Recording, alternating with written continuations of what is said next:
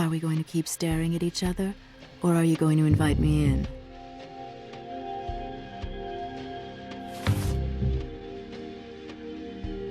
It's just that I wasn't expecting anybody. If you don't mind my asking, what can I do for you? You need money. I need your investigative skills. I mean, I no longer do detective work. But do come in if you want to.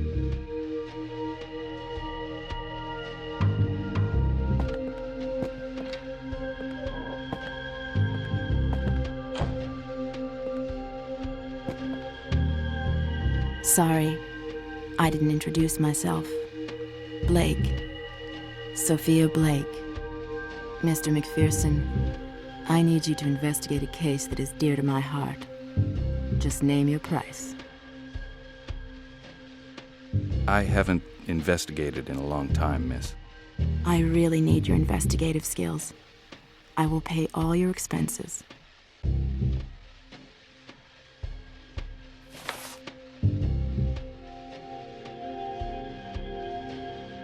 I don't investigate anymore, Miss Blake. But you mentioned something about an interesting sum. I don't have any orders at present. Maybe I could make some room for your case. You relieve me, Mr. MacPherson. This case is strange. It's a crime. A double murder.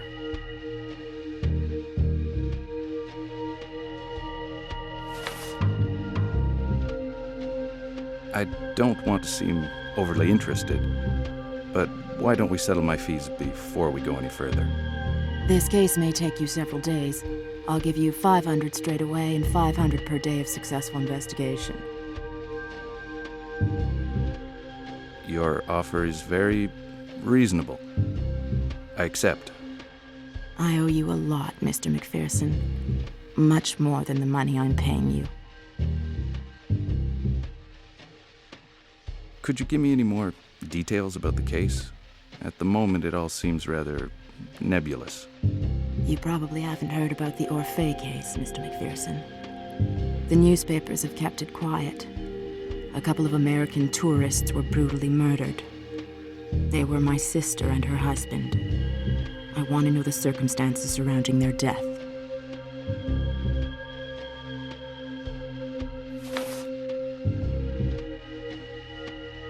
How did they die? Are you sure they were murdered? It may just have been a terrible accident. The Whites were found decapitated in their hotel room, Mr. MacPherson.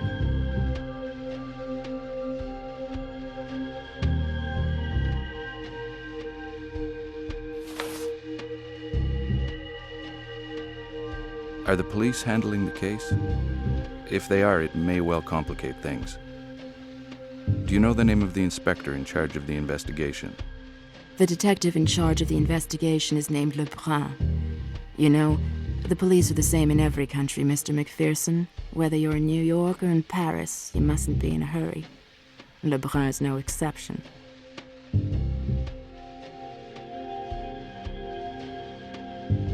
To be honest, I'm not sure I should take the case. Firstly, because where there's a murder, there's a murderer. Inspector Lebrun is in a better position to arrest murderers than I am. Mr. MacPherson, I have no faith in the police. The 8th District Police Station, Lebrun especially, is trying to hush up the affair. All they care about is keeping their reputation as a chic area.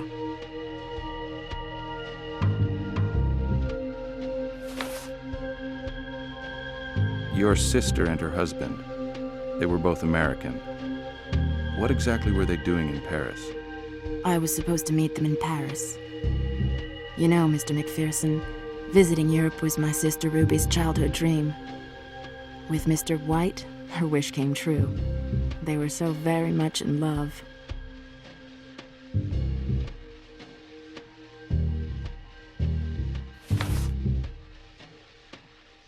These murders were committed in Paris. Do you know whereabouts in Paris? A hotel in a chic part of Paris in the 8th District. The Hotel Orphée. They arrived there about a week ago. They were found dead in their hotel bedroom.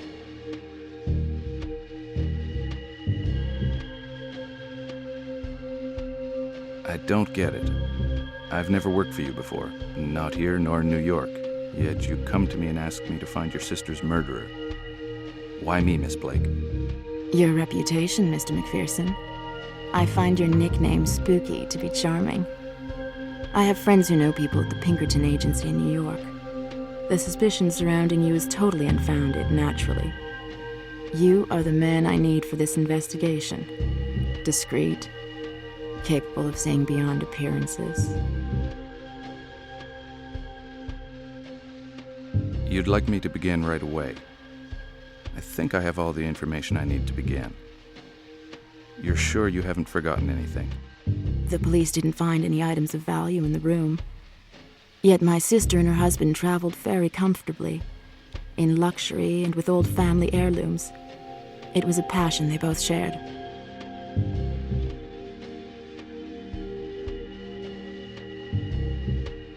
It is risky traveling with large sums of money.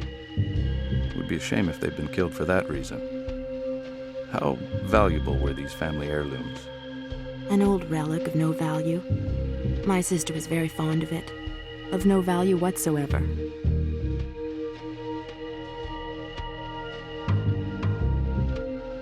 I hope to have results quickly.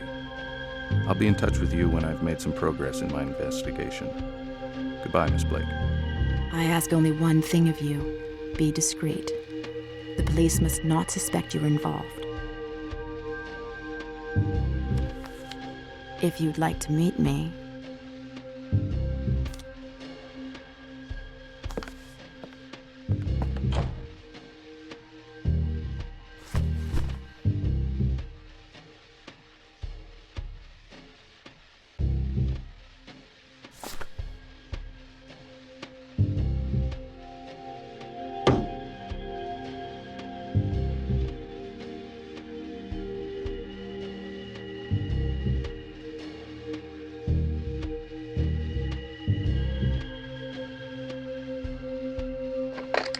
Hello, what number can I dial for you?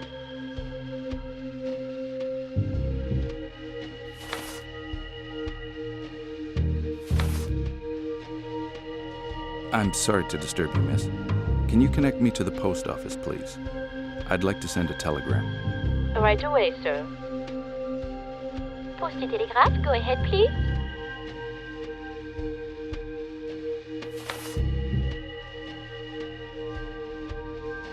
I'd like to send a telegram to New York, please. The addressee is one J. Wells of Pinkerton's National Detective Agency, number 57 Broadway. The message reads, "Need information on woman named Sophia Blake. Stop." I've made a note of it. It will leave this morning. Done.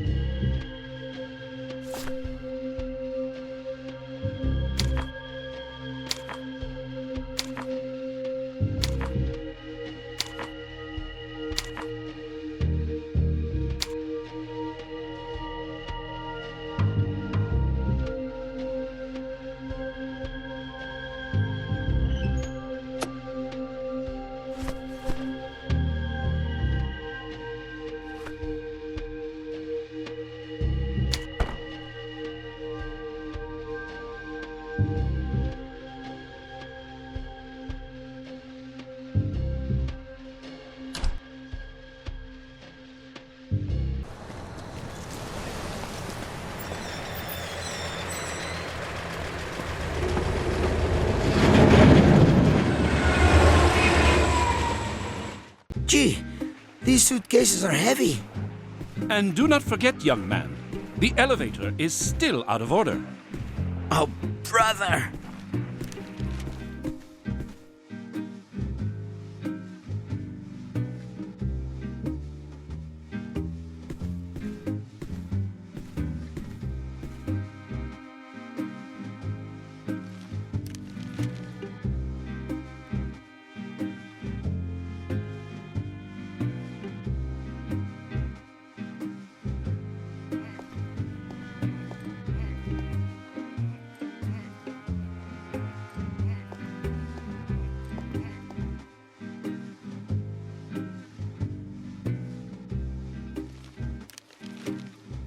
What can I get you, sir? My name is MacPherson. I'm a private detective. You really are a private eye, just like in the movies? You've even got the hat, and you're American too. Huh. Private Dick.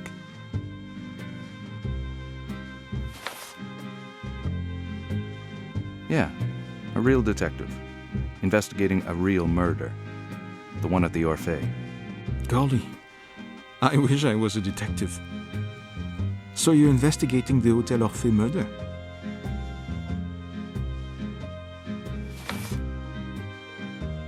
If you agree to help me, you kind of become my assistant. Really? Of course I agree. An adventure. Finally. Tell me about the evening. What was the atmosphere like? Yes, it really was a most unusual evening. Did you have any unusual customers that evening? You must be joking, my friend. Strange customers are all in a day's work for a waiter. That evening was no exception. Like the man who spent the evening alone at a table over there, besides the window. He left empty-handed. Been stood up, I imagine.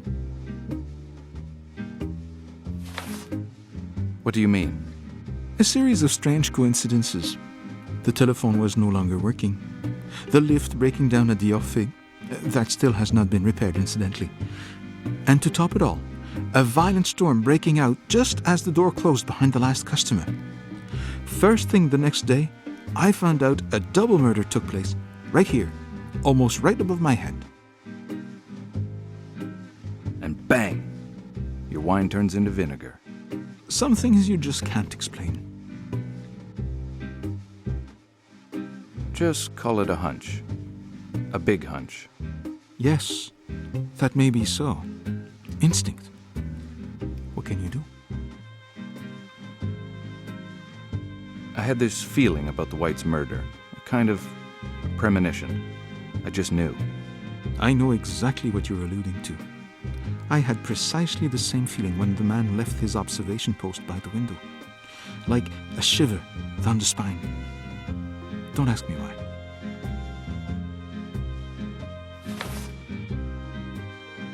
Be a good guy. Tell me in detail what you saw that night. I don't know any more than that. I know that Petit, the Hotel Orphée receptionist, was chewing the fat with Inspector Lebrun. He seemed to know quite a lot about the White case. Thank you.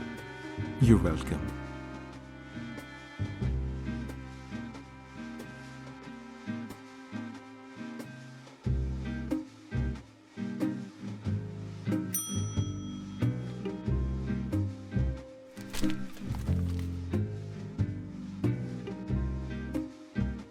Good evening, sir.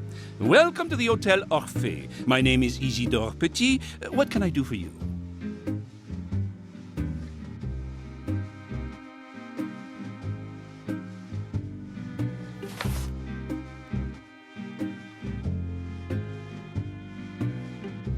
Are you the manager?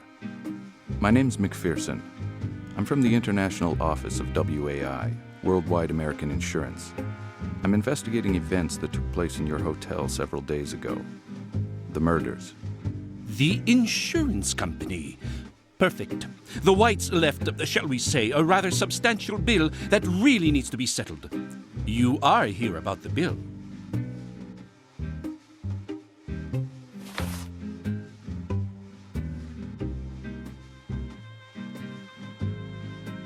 I'll come clean with you. My employer is a rich American lady with no ties to the Whites. She wants to take a room with you, but recent events have made her sick with worry. I have to check that she will be in no danger here. I have to give my report tomorrow, so you see, I do not have much time. Oh, that changes everything. What happened in room 507 was totally unique.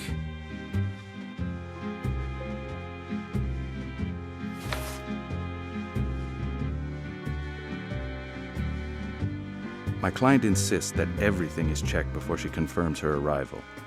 A stay of several months, maybe even a year, must be carefully prepared. So I have to visit the room.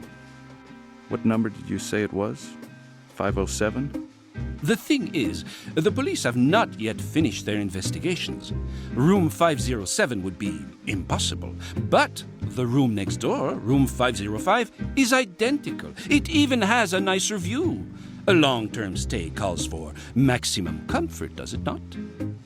Follow me, sir. I will lead the way.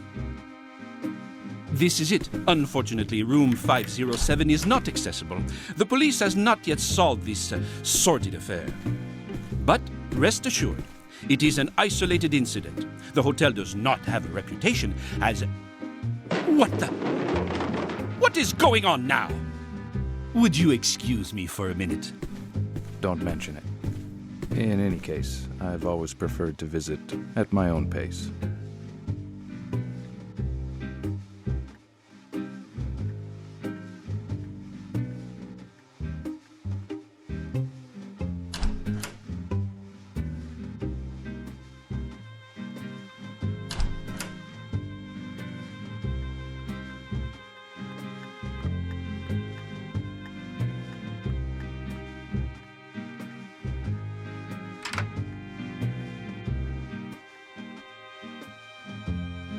This door leads to the White's room, but I can't wiggle underneath.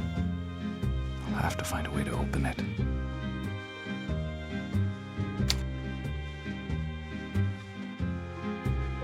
Well, the key is still in the lock on the other side. If I could push it out, maybe I could use it on this side.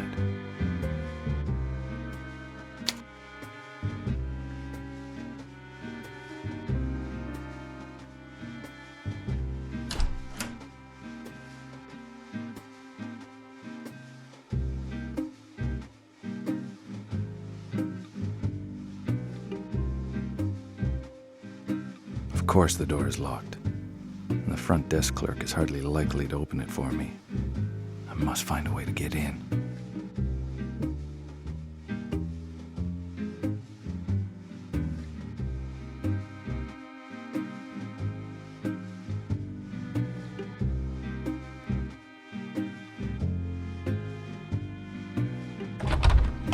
You, the detective. You want to know? Come on in, and you shall.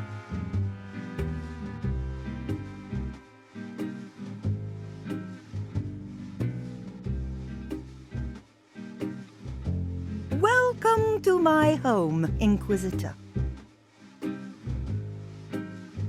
Who told you I was a detective, madame? I am a seer. I simply see things others do not. A clairvoyant?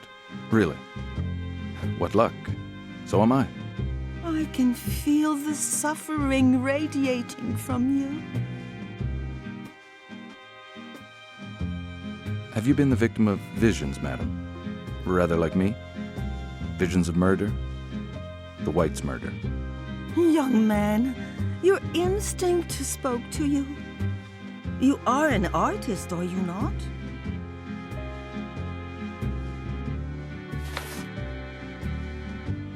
Artist, private detective, American, and a lot more besides. At your service, madam. Do not deny the artist in you, young man. It is your instinct, your sixth sense.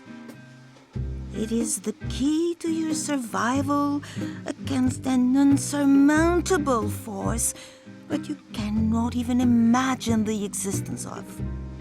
I shall be there to help you find the right path. I will remember what you said. Who knows? One day I may even need your clairvoyance. Well, should you have need of guidance, do not hesitate. Come back and see me.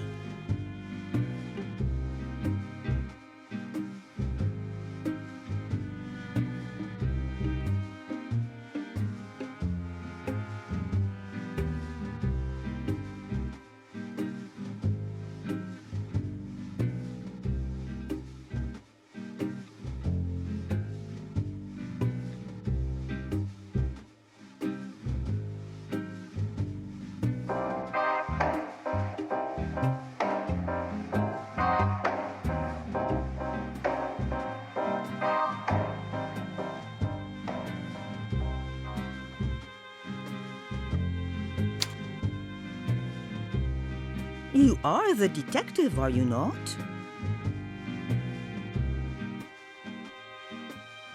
Did you come into contact with the Whites? While they were alive, of course.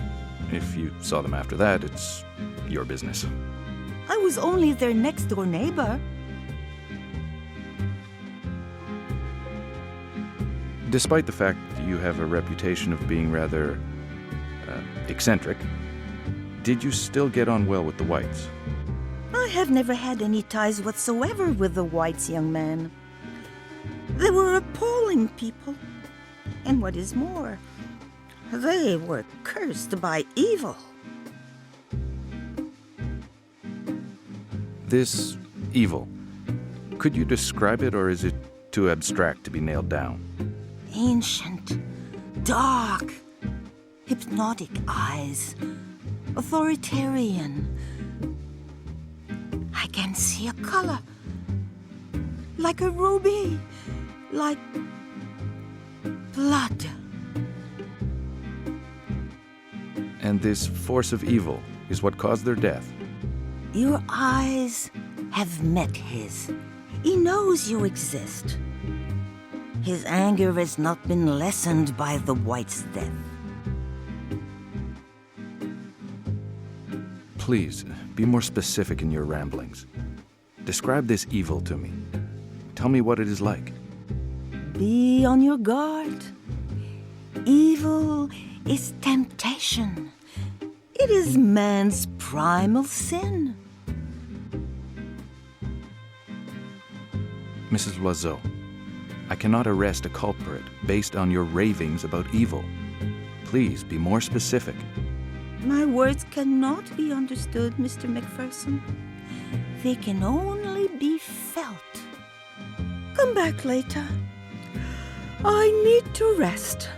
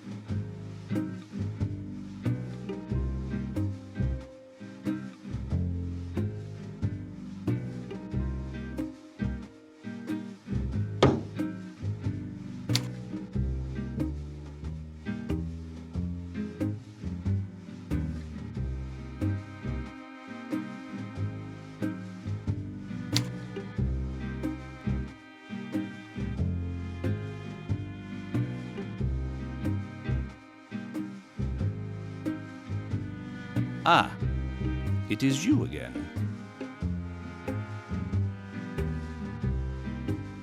How is Mrs. Loiseau involved in this case? I really don't understand. Is she a witness? Is she a suspect? Can she be trusted? Madame Loiseau may be a little eccentric, but she is our best client. She has been living in the Hotel Orphée for many years now.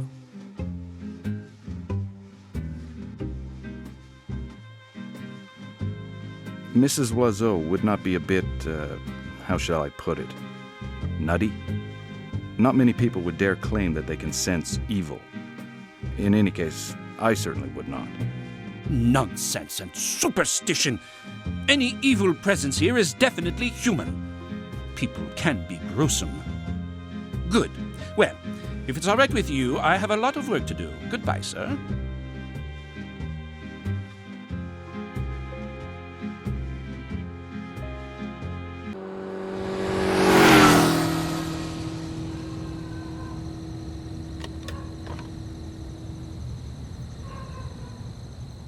Are you quite sure, Mr. Beauvais, that you have not seen him?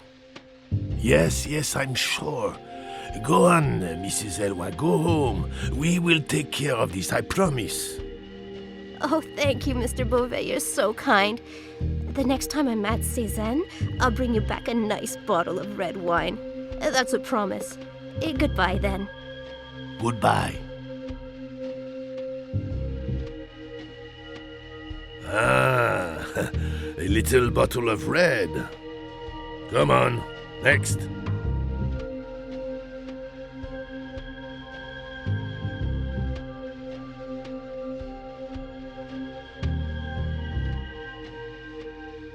Can I help you?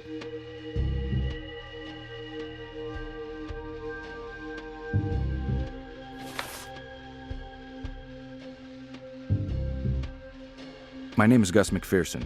I'm a private eye, private detective. I wanted to ask you if you'd be willing to answer a few questions and help me in my investigation on the Orphée murders. A private dick. I see. Well, you'd better show me your license.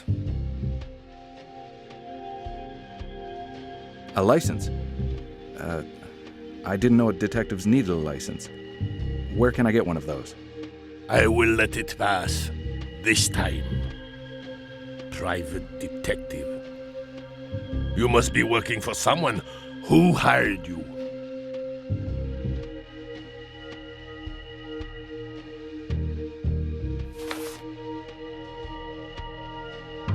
It's just that my client pays me very well to keep silent. She's very fond of her privacy. It's going to be hard to help you in these conditions. What if you were a little joker? Huh? The Orphée case is not in your league.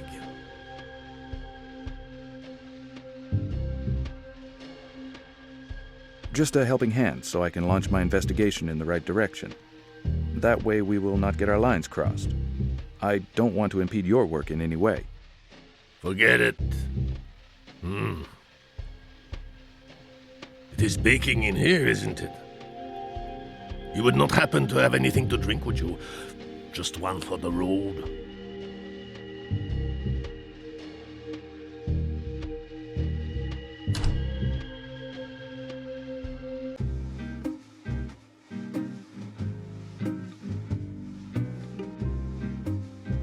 Sir?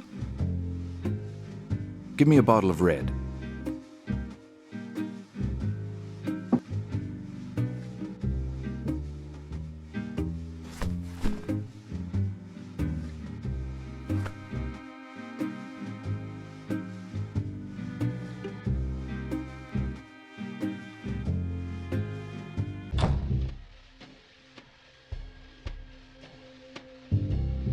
Full of promises and empty-handed, huh?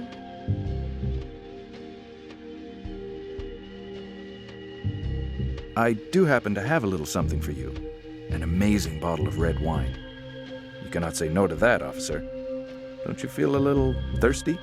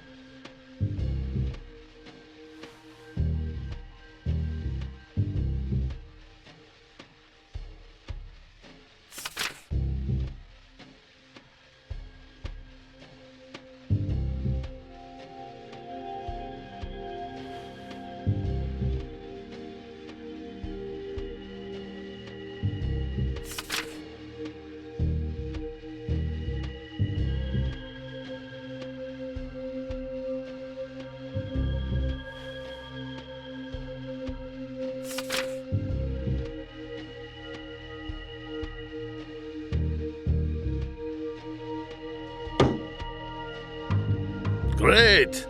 The private eye returns.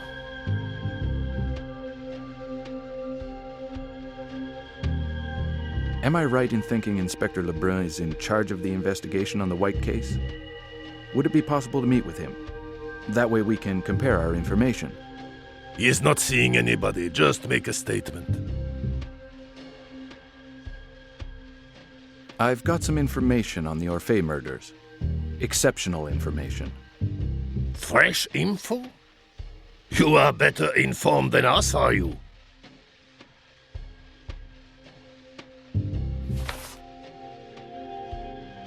If you have no objection, I would rather talk about this with Inspector Lebrun alone.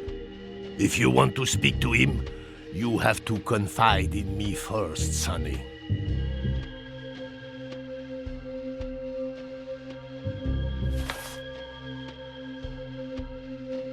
When I read the file, I noticed the name of a certain doctor, Frank Koffner. What can you tell me about him? Dr. Koffner is our expert. Forensic scientist and, above all, psychiatrist. The sort of guy who prefers the company of madmen and corpses to the likes of you and me. You don't seem to be overly fond of Dr. Koffner. Is there any particular reason for that? The chief of police himself imposed Dr. Koffner on us. It's not going to help matters any.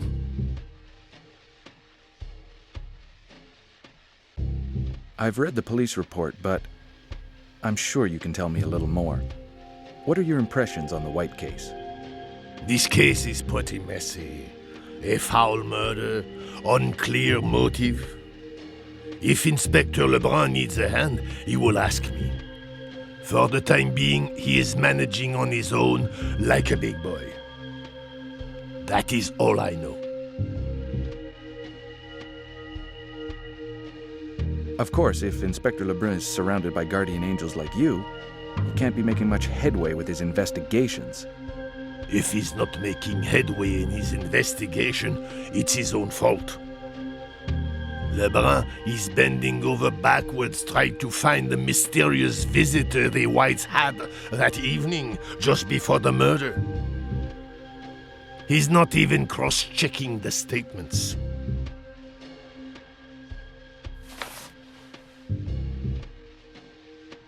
Okay, I'll stop insisting. I'll do without police help. Just tell Inspector Lebrun that I came by. Lebrun needs a detailed description of the suspects. A composite sketch, for example. Goodbye. Yeah, right. Goodbye.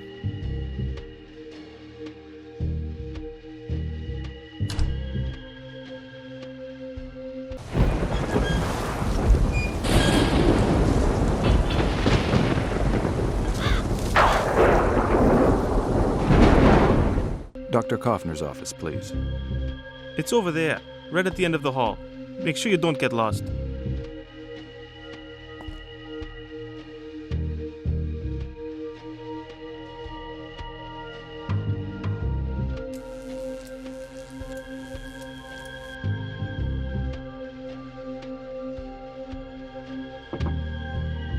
Come in.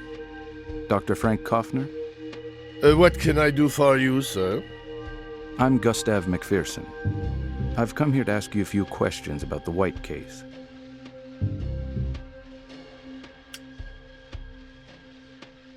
Tell me what you want to hear.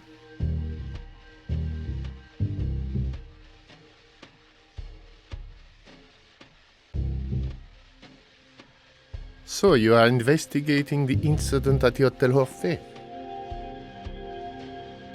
Yes, Doctor. Your professional opinion on the murders. Did Inspector Lebrun send you, Mr. MacPherson? I'm a private eye. A private detective? Then someone is showing an interest in the White's murder. A person who wishes to remain anonymous is paying me to investigate. We all have a reputation to protect.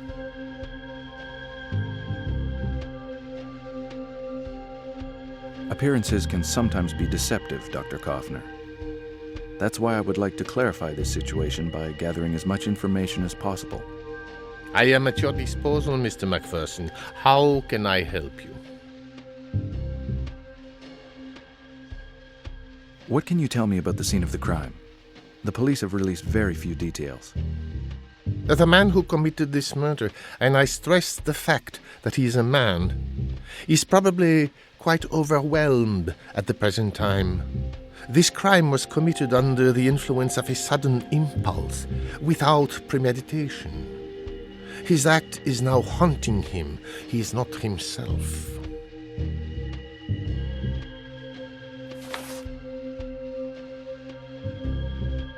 Is this the evidence found at the scene of the murder that will enable you to draw your conclusions? Sequential repetition of habits. The cure for hysterical behavior is by elimination of the source of anguish. I am just a psychoanalyst, Mr. MacPherson. It is the job of the police to draw conclusions, not mine.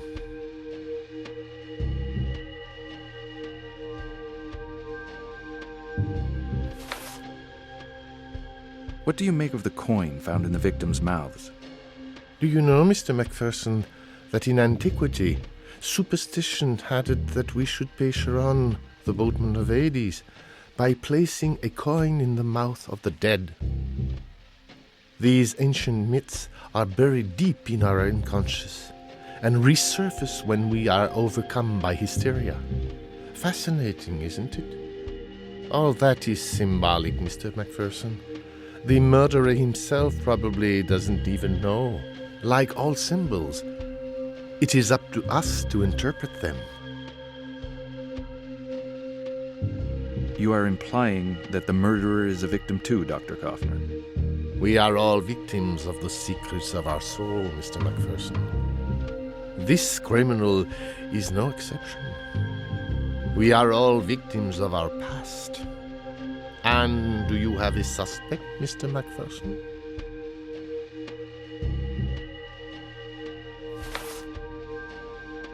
If I had a suspect, I would not be here, Dr. Kaufner. It has been a most pleasant conversation, but unfortunately, I cannot afford you more time, Mr. MacPherson. I hope I have satisfied your curiosity.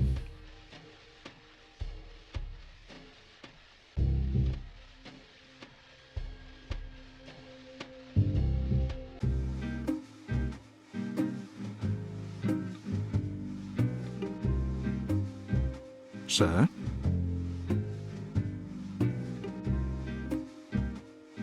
The police have a suspect. I saw the inspector's report. What do you know about the man who spent the entire evening by the window? That is certainly true. He was here on the night of the murder.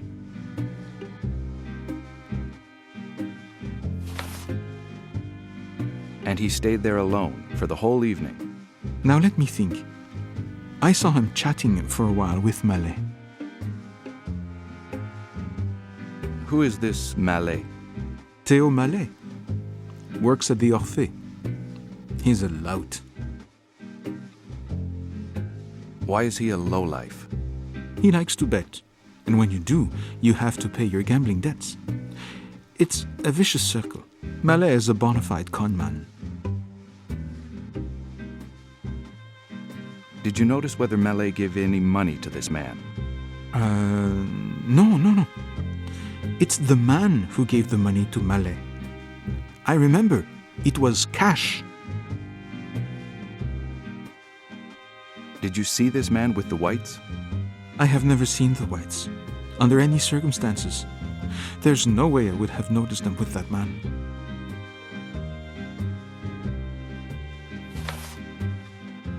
The whites never came to the cafe. I would know for sure. A pair of Americans outside the tourist season are pretty conspicuous. But if you want to be sure, check at the Orphée's reception desk. Maybe they would know.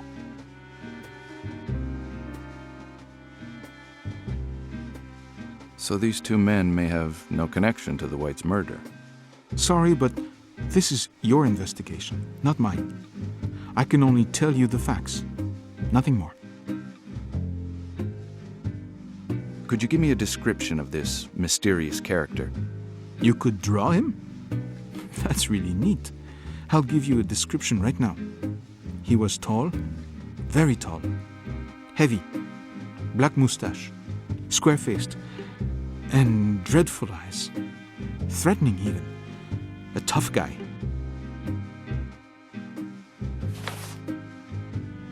Until what time did the man stay? Now let's see if I can remember. He arrived at around 8 p.m., took a seat by the window, and dashed off just before the storm broke, at around 11 p.m. Did you see what direction he went when he left? I don't know. You cannot see outside from in here. You'd better check at the Orphée. Petit, the receptionist, will probably know. He was on duty that night. And do you know where I might find this Mallet? Mallet hangs out at the Alambic, a bistro in the 14th district. That is where he gambles away his wages. Thank you. You're welcome.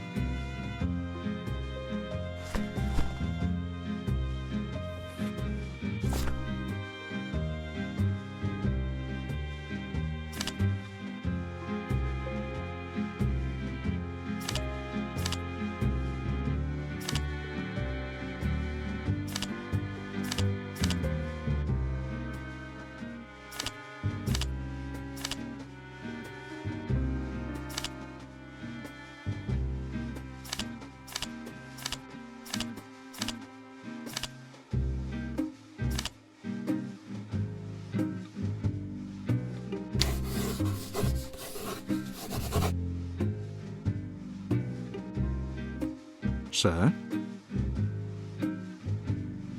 Can you identify this man? Yes, maybe. Yes, that's him.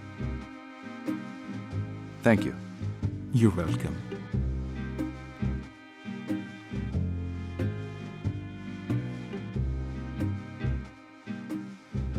Ah, it is you again.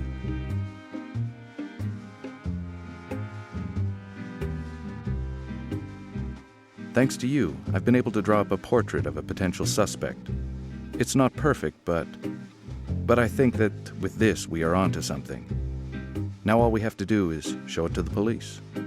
That crafty devil with the mustache. Then he is the culprit. Just 1 minute, Mr. Petit. I never said this man was guilty. I don't even know his name. With those killer's eyes, there can be no mistake. Good. Well, if it's all right with you, I have a lot of work to do. Goodbye, sir.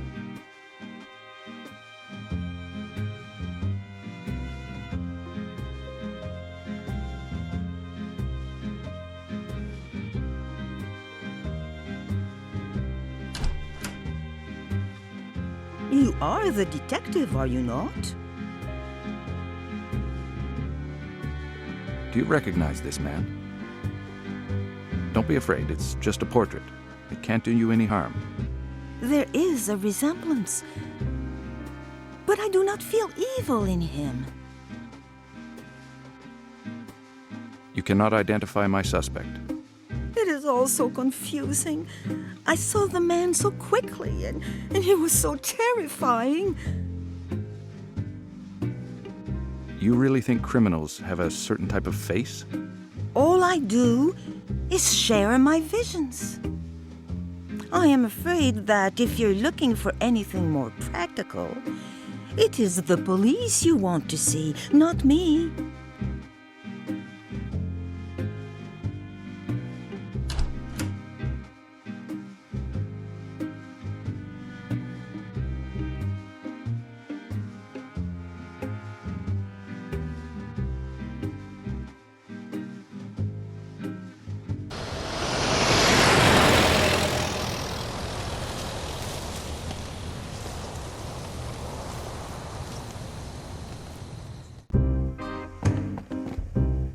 Hey, cutie. We've not seen you in ages. Berenice, what a surprise. Look, I'm in a bit of a hurry. Do you know a certain Théo Mallet? No. But surely the owner does. You're lucky he's in right now. Your knows everyone, you know. You're as charming as ever. Thank you, Berenice. Call me baby like everybody else. Right, I've got to run too, cutie. You know, work. See you soon, okay? Yes, anyway, you know my address. Come up and see me sometime. Ciao. Ciao!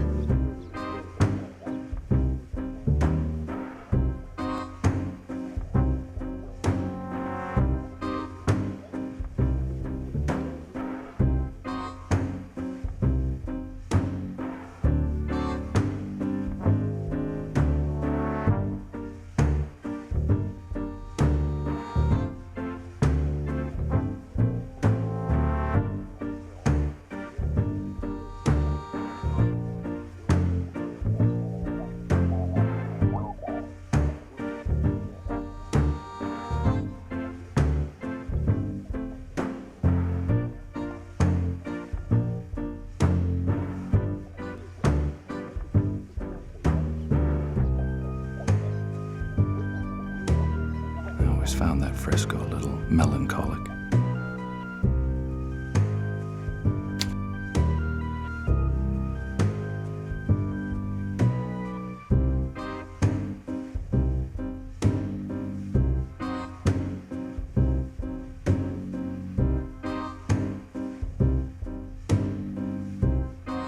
Come on, let's see that hot hand of yours. Queen and her 3 sisters. Oh no, are you doing it on purpose or what? 3 of a kind. You beat my 3 aces. Right, I've had it. I'm off. Hulot, you're not going now, are you? Not when I was about to relieve you of your car? Don't start, Mallet. Do not think that you can get away with things just because you have settled your bar tab.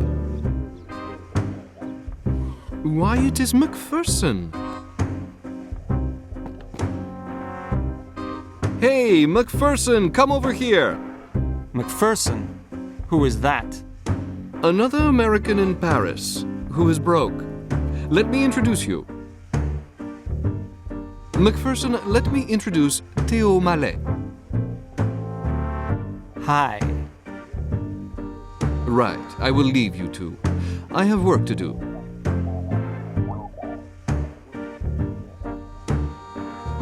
Hi.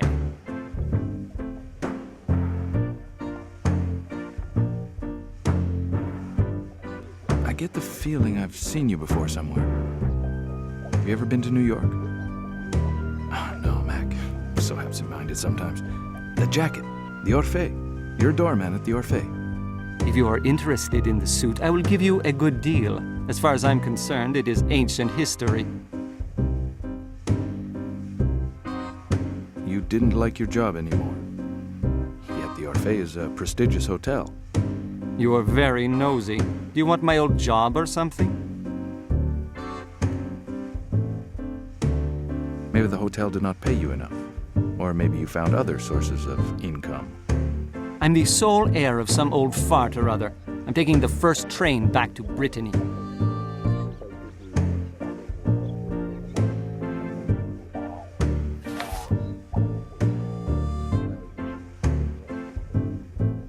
Oh, I see. You've earned enough to be able to afford a nice retirement. Pay off all your debts to the waiter at the Nantes and make yourself scarce. Now wait, who are you? Do you work for the cops or what? I have done nothing wrong. I may be a friend of Hulot, but I'm also a private detective, in my spare time.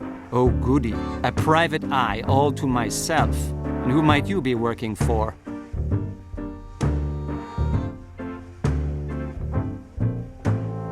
I'm not here to cause you any trouble, Mallet. I just want some information about someone I think you might know. Really? This is a nice surprise. A private eye who needs me. What do you want to know?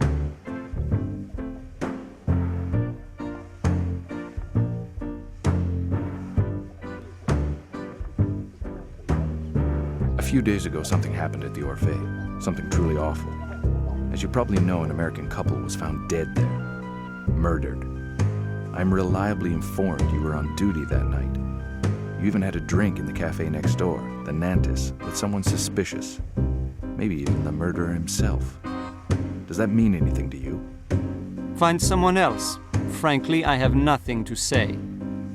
I have something to show you. Do you recognize this man?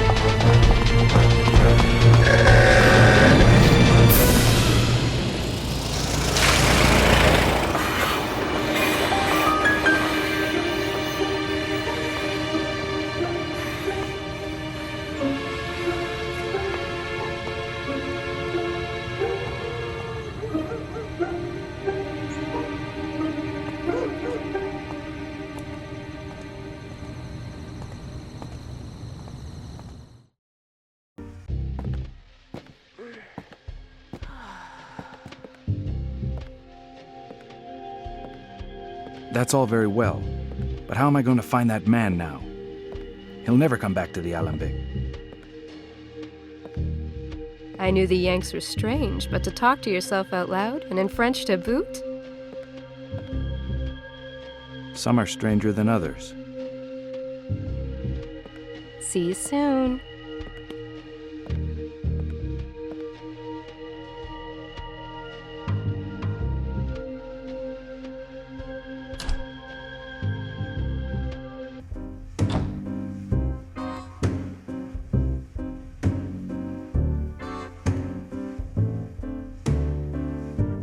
MacPherson, here again? You've got back your taste for life.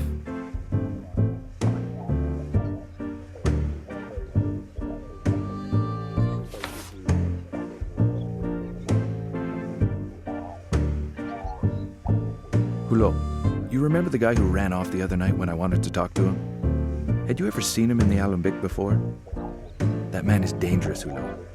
He's the prime suspect in this nasty murder business. Should I know him? No, I do not know who it is. But he did not seem too keen on meeting you.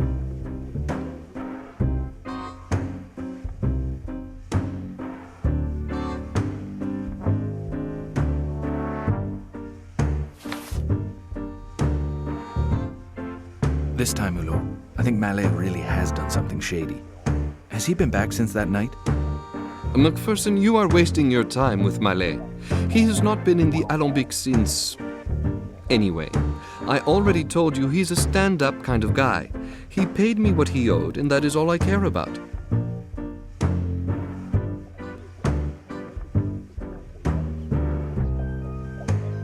Unless I'm very much mistaken, Hulot, you were the last person to see Mallet before he disappeared the other night. You don't just run off like that for no reason. Believe me, Mallet has got something serious on his conscience. Maybe he's mixed up in this murder. I will not say another word about Mallet, but I am sure of one thing. He is not a killer.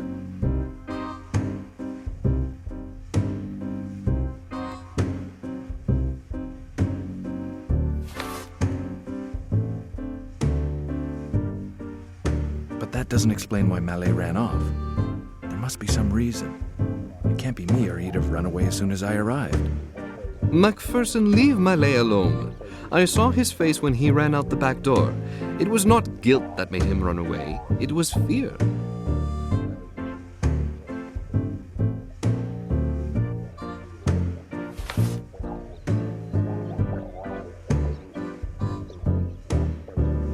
I don't mean to go on, but it was very strange of Mallet to run off like that. It really sets you thinking. In fact, I'm thinking about talking to the police about him. Him and his circle of friends. The guy who ran off seemed much more guilty. Maybe it has something to do with politics. He had a foreign look about him, this chap with his mustache. Try finding him.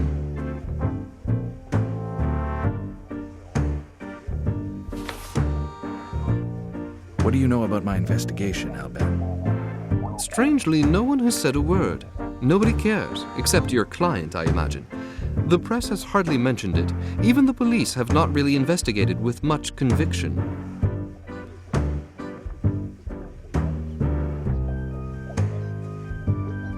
This murder has not hit the headlines. But you must know a bit more about it than you're letting on, Hulot. American tourists killed in their hotel room without so much as a clue? No papers, nothing? Have you got any leads? All that I know comes from the papers, and that's all I want to know. As far as I am concerned, the matter is closed. Basta così. Hulot, I have a small problem. There's this lock I've mislaid the key to. Would you know of a way I could open it without damaging anything? That and a few sticks of dynamite should set you up for that bank job, right? Seriously, Mac, why would I be carrying all that stuff?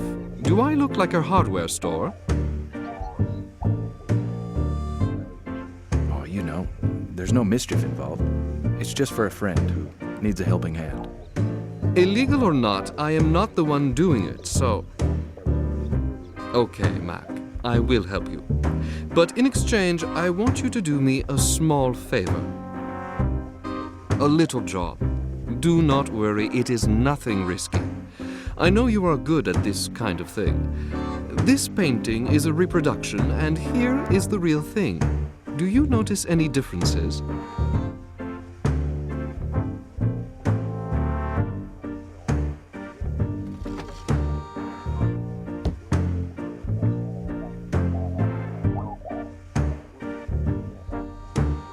I won't bother you any longer, Hulot. But make sure I can still reach you. I may need you sometime soon. Goodbye, MacPherson. Be careful.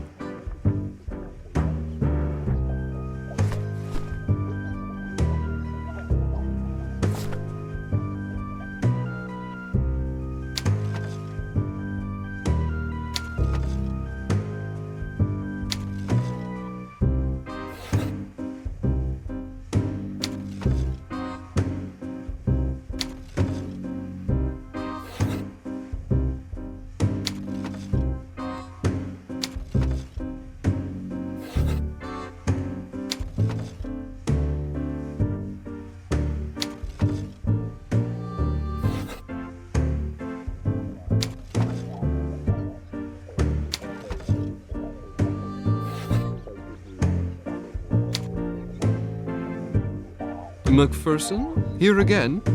You've got back your tit for life?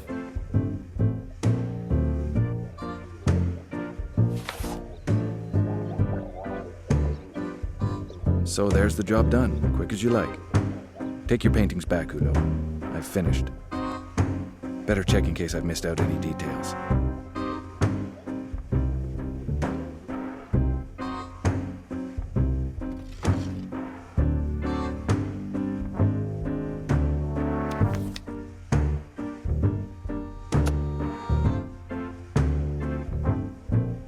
I won't bother you any longer, Hulot.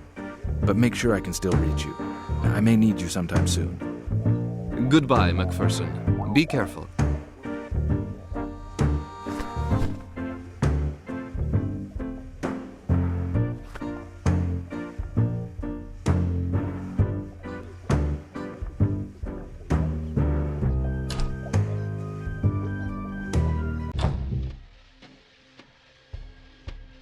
Great! The private eye returns. I have some fabulous new information on the Orphée case.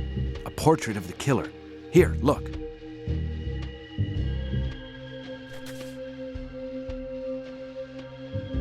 My God, I do not believe it. Let me warn Inspector Lebrun immediately.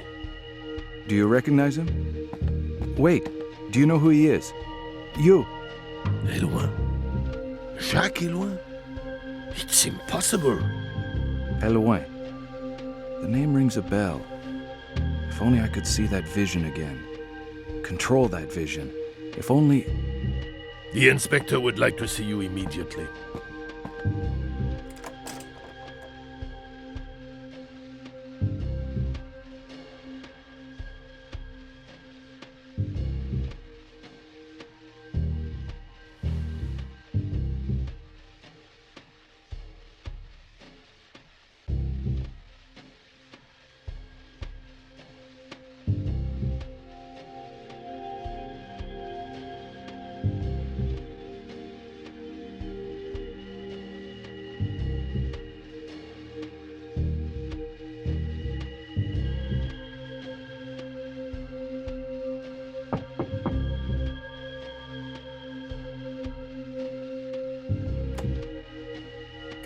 Come in, dear sir, come in.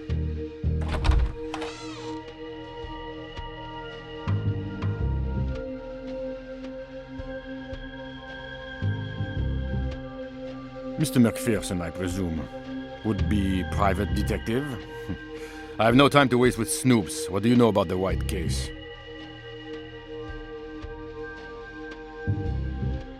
I don't have time to waste either, Inspector.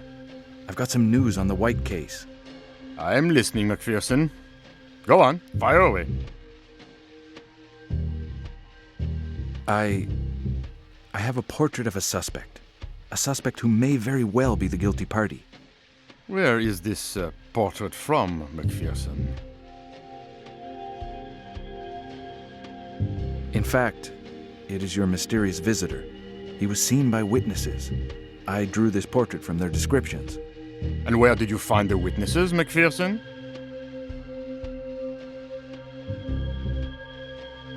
Taking statements is part of my work as a detective. Loosening tongues, looking in the right places, talking to the right people. Interesting. Our work is very similar. There is just one problem, huh?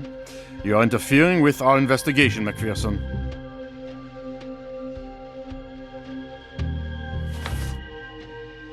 I am trying to help you, Inspector. Okay, let's say I agree to work with you. What do you want to know? The portrait. You say you know who it looks like. That means he's a known criminal. He has a record. Who is it? Jacques Elouin. He's a private eye, an ex-cop. He lives in the 11th district. And he is in big trouble.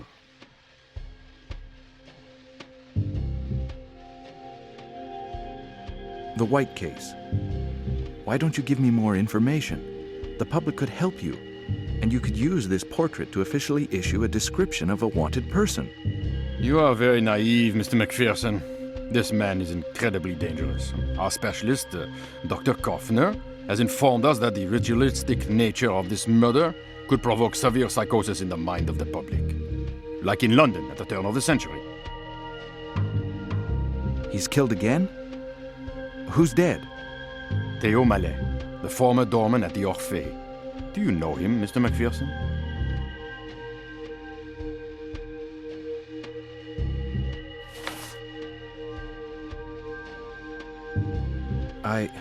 I talked to him last night. It was he, Mallet. Mallet fled as I was showing him the portrait of the suspect. What you are telling me only serves to prove his guilt. Now you have what you want. Make yourself scarce. I need to think. Goodbye, MacPherson.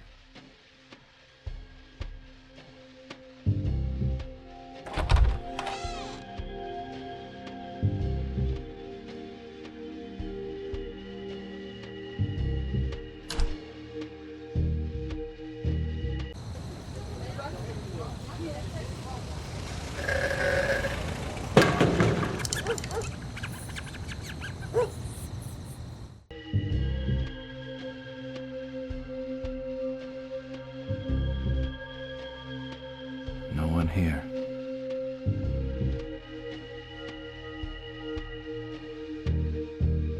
Locked, obviously. What else did I expect? Looks like there's nobody in there. I need to find a way to take a look around.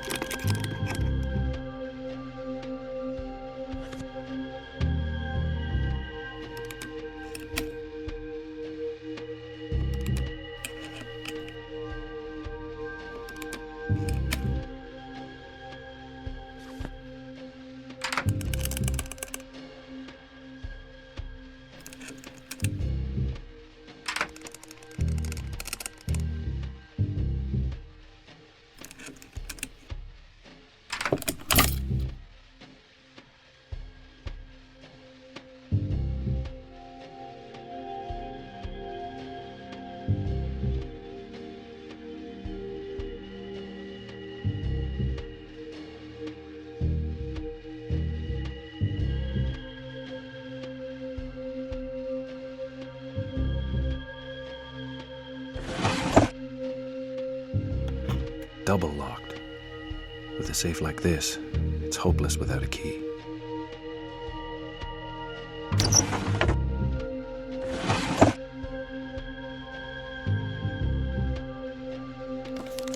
A letter of appointment. Signed Grégoire d'Alpin.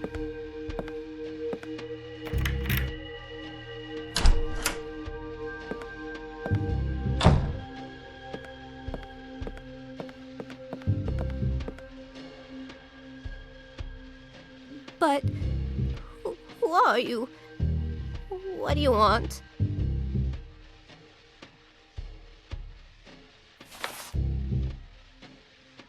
My name is MacPherson. I expected to find Jacques Elouin here. Do you know where he is? My son is away. He's not here. Why do you want to see him? Madame, Elouin is wanted by the police for murder. Liar! I do not believe you. Jacques is not a criminal. Get out! He's not here! Scram! Any idea where he may be hiding? Hiding? I swear he's not here. Why would he hide? I've not seen him for several days. I have no idea where he is. You're lying, Madame Elouin. Tell me where I can find your son. I mean him no harm. On the contrary, I need to talk to him. You do not want to harm him. Can I trust you? Please understand, Elouin has not done anything. He's afraid, that's all. He's not hiding, but he needs help. My son is up there. Follow me.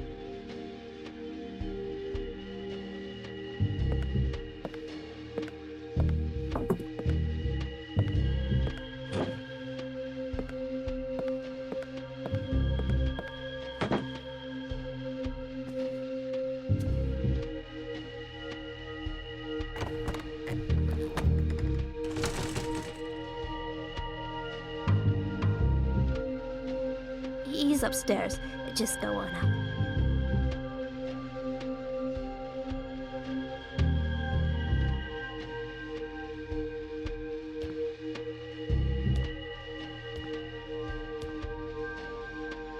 Right. Jacques Elouin, I'm arresting you for the murder of Regis and Ruby White. I'm innocent. I may have led the murderer to the Eatons, but I did not kill them.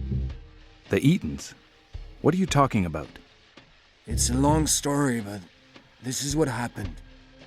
It was after a rather tiresome case. The story of adultery that ended badly. The husband had hired me because his wife had supposedly run off with the money.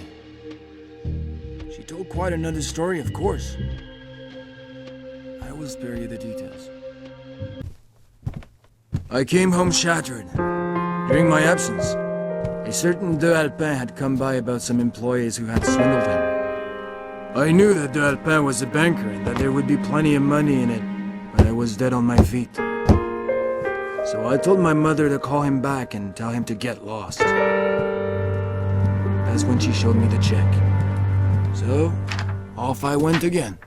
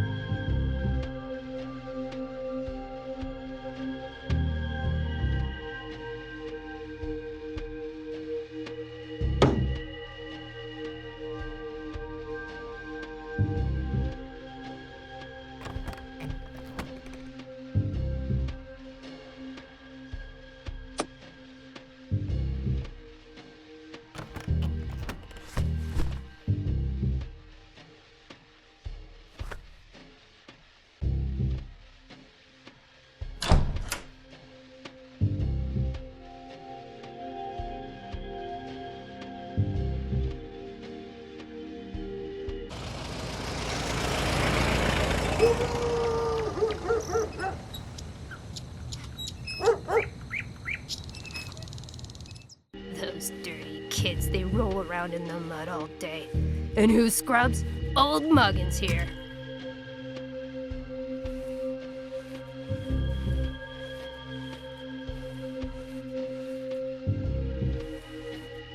Who are you? Can't you see I'm not here? If it's for the poor, I gave it the office.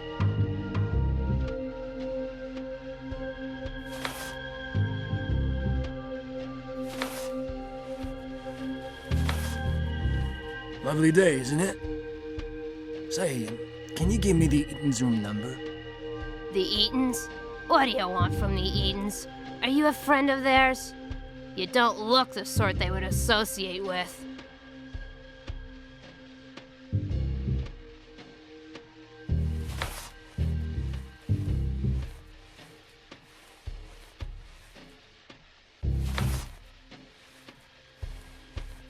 I'm Jacques Elouin, private detective. I hate to be any bother, but I have a few questions to ask the Eatons. A detective? I knew they were shady, those two. With all that riffraff that Paul knocked about with. That Montparnasse bunch. In any case, they have split.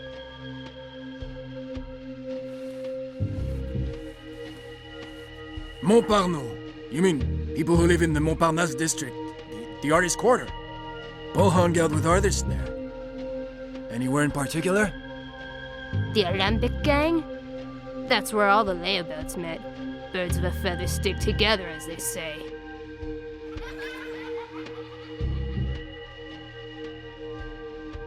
These bloody rascals really want to drive me up the wall.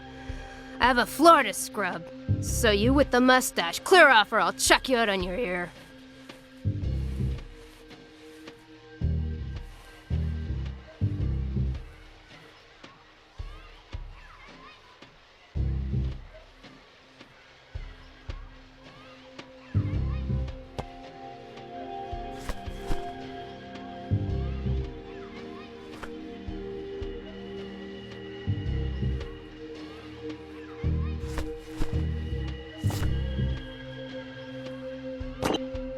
Little rascals, wait till I catch you!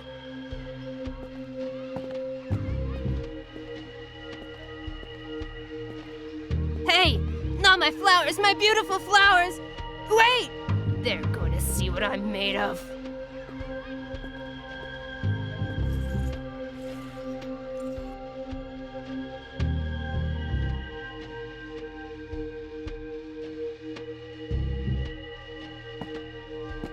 Strange. Yeah. Oh dear, what a mess. Mrs. Evelyn, you've got some cleaning to do.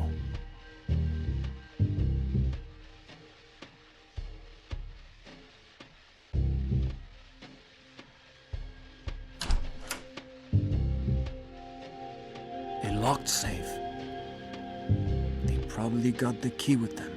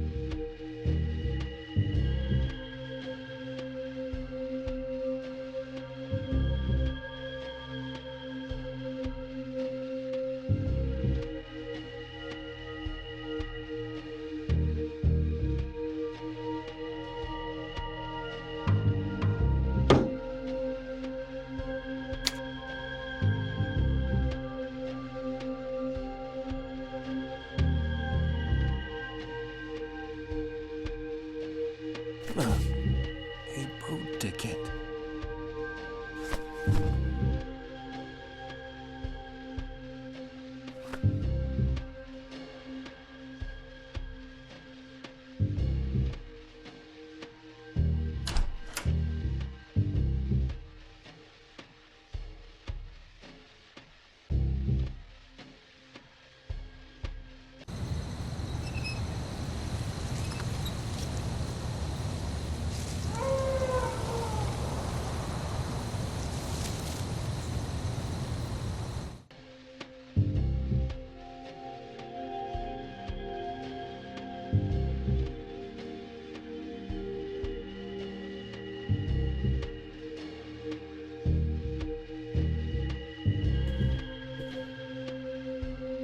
Good evening, sir. Are you expected? My name is Edouin. I've come to see the master of the house. Would you introduce me, please? Sorry, sir. My master cannot see you. But tell me, old chap, your name would not be Dumoulin, would it? I do not believe I know you. You are?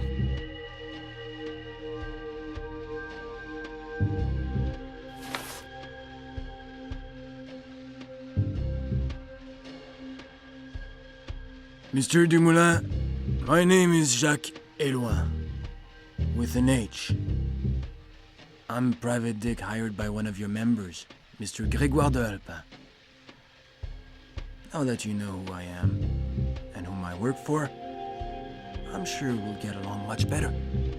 Mr. de Alpin is absent. He's not here, I mean. Do you know him? I have never seen you at the Brotherhood's meeting. Mr. de Alpin has asked me to find out about the Eatons. Gracie and Paul.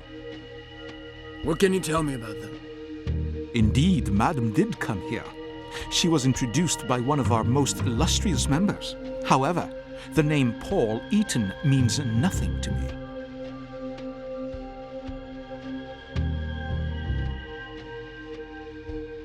If I were you, I would not hold this woman in such high esteem. She and her brother stole money and valuable objects from Mr. de Alpin. Did you notice anything missing here as well? Nothing is missing, sir. So why did Mr. de Alpin require your services? She became his protégée, introduced by one of our most respected members.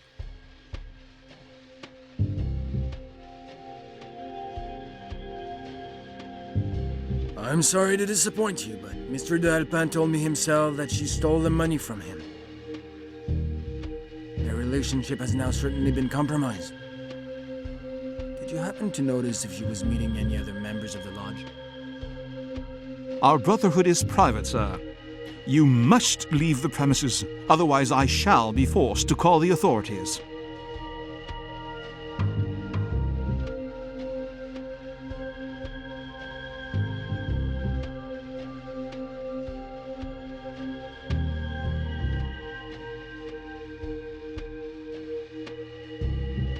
You were not announced, sir.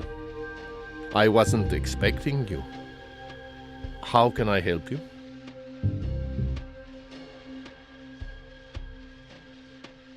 Hello, Doctor. Jacques Edouin, private detective. Sorry, I am out of business cards. You'll have to take my word for it. That way we'll both be in the same boat. A private eye. I am sure you are well aware I am not at liberty to discuss one of my patients. Doctor-patient confidentiality.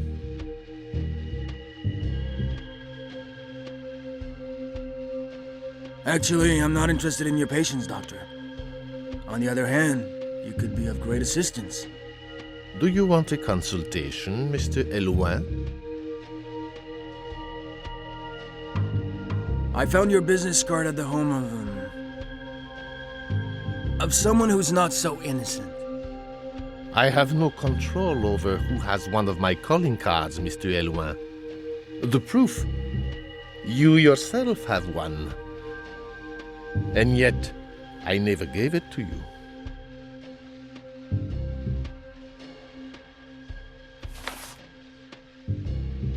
according to what they say, you're not such strangers.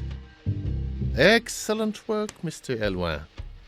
You have discovered the link between myself, Gracie Eaton, and your employer, Grégoire d'Alpin. And you have done so as he requested by keeping his identity secret.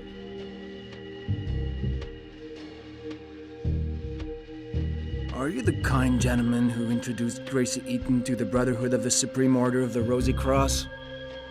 Ah, the Brotherhood of the Supreme Order of the Ruby Cross. As a good detective, you are right to be curious. You have some questions on our Brotherhood, Mr. Eloin? You would like to know why Gracie Eaton was invited?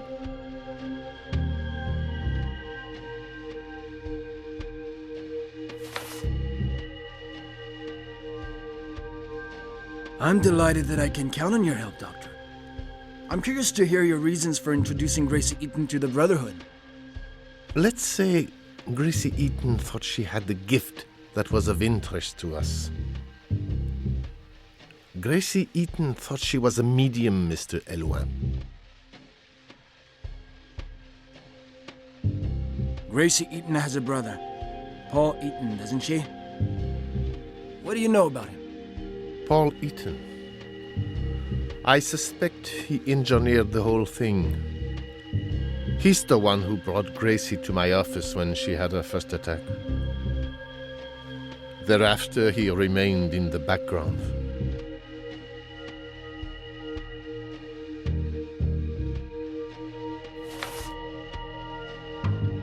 This is between us, Doctor. What attracted you to Gracie Eaton? You have never met Gracie Eaton, Mr. Eloin. A fascinating person. Charming. Intimate. Like she has known you all her life. As though... And suddenly, she stops being the young princess. Her eyes change. She becomes monstrous. Sardonic. I have never come across such psychosis.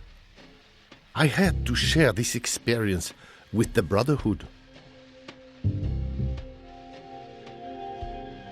I hate to be the one to tell you, but Gracie Eaton has taken you for a ride, Dr. Kaufner. You confirm my doubts.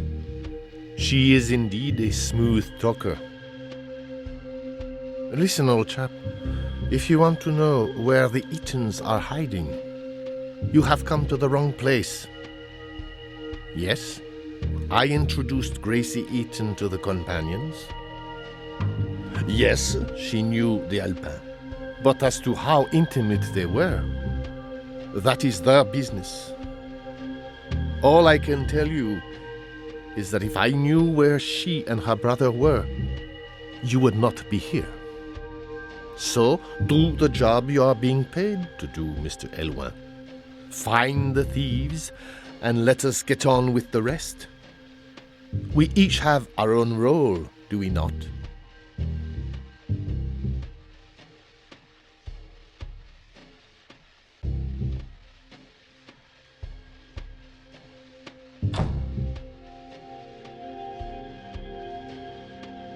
Well, if it's not my buddy Eloin, how is business going, Snoop?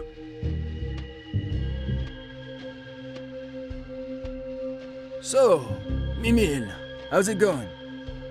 Tell me, the police would not have anything on a certain Grégoire d'Alpin, would they? The Alpin is one of the biggest sharks around. A filthy rich banker, an old slightly eccentric Parisian. Have you gotten on his bad side?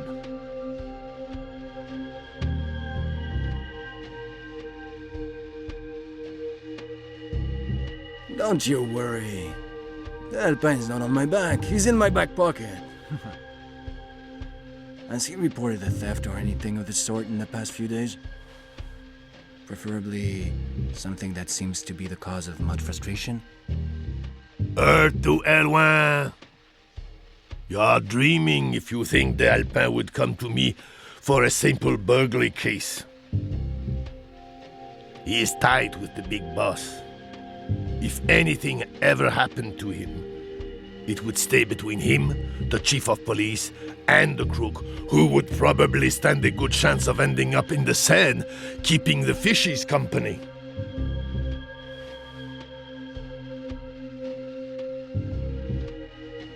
It's almost a privilege to investigate for him. Strange that De Alpin did not make use of his contacts to sort out his little problems. Edouin, I will keep in touch. We are pals after all.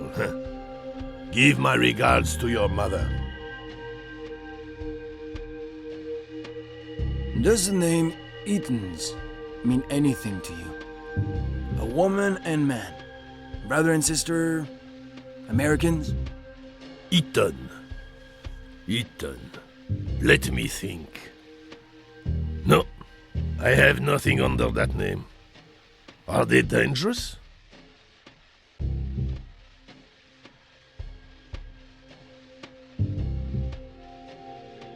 You know the job, Emile. I'm paid to investigate, with the utmost discretion. A theft with no violence. Good thing, because I don't even have a gun. Nothing for you to be concerned about. A client with plenty of dough. We're working for the rich now, are we? If I hear anything, I will not forget you. We will go 50-50 as usual. Goodbye, Emile. See you later.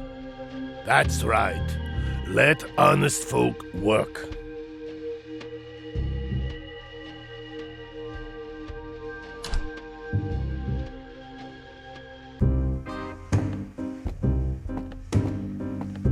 And the time he dressed up as an angel, and he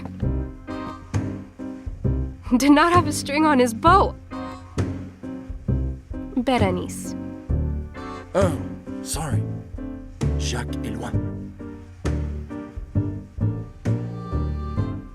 Perhaps you could help me. Why not? Would you like a drink? Come on, don't be silly. I'm a modern girl. Come, have a seat.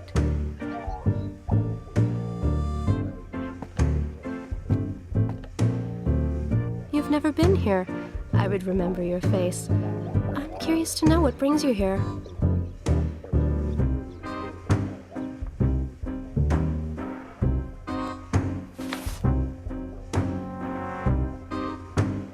Berenice. Pretty name. Your knight in shining armor left you alone in such a place. That's hardly wise. I'm old enough to look after myself, but thanks for the thought.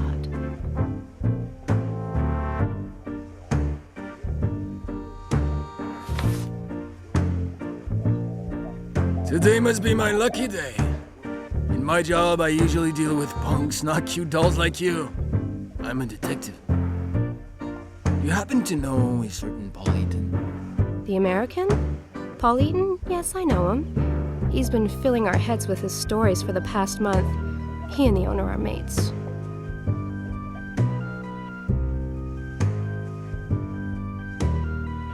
Interesting story about Eaton. Is he onto something big? Did he give you any details? Mind you, with guys like him, you never know what to believe. I'm fond of you, Snoop. You know how to go about things. I'm going to help you. Paul Eaton was in Paris for a contract. A scam that would make him rich. His wife was his accomplice. Then he got the jitters. He is hiding now. Hulot, the owner, definitely knows more. You'll have to see him about that. Only thing is, he's not too fond of private snoops.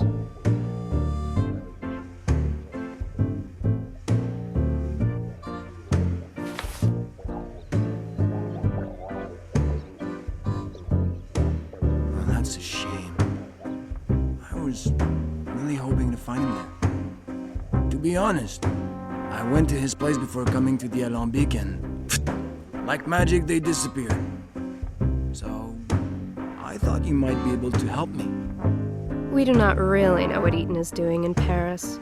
In the beginning, he said he was with his sister, a student. After a few binges, his sister had become his wife, and they were both onto the scam of the century.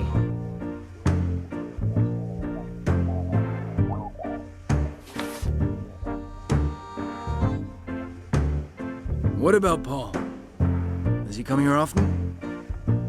You know, if he starts bugging you, it would give me more reasons to nail him. You know, Jacques, that Eaton smells like trouble. One day, he turns up from God knows where with his little British accent. After a few drink sessions with Hulot, the owner, he loses his accent. After that, he shows up here practically every day, more American than ever. Then wham! No more news.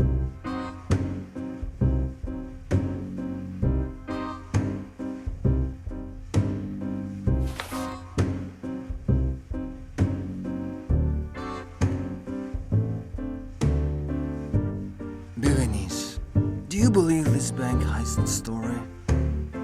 Eaton must surely have been planning something. He could not have just given up like a complete idiot. It must be a diversion. It smacks of a wild goose chase. Charming and smart, that P.I. Only he has it wrong. It was not the banker's money the Eatons were after. It was a treasure he had hidden in his place. The woman took care of seducing him. Paul was there to pick the fruit when it was ripe. He was completely manipulated, that poor Paul.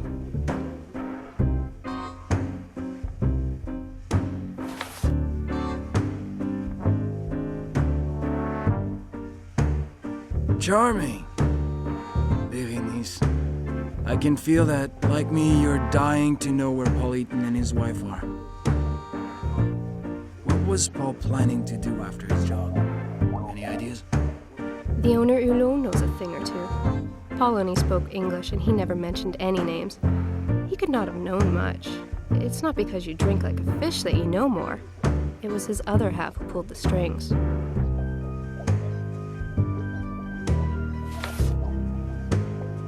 The owner, Hulot, is also your friend. Would you be kind enough to introduce us? The owner's not here. He's just driven off. Actually, I think he had a rendezvous with Eaton. Damn it, this is too much. I'm always one step behind. This time, I'll catch them before they slip away again. It is simple, Jacques. The owner went dashing off. He mentioned a restaurant, getting back late. How would I know?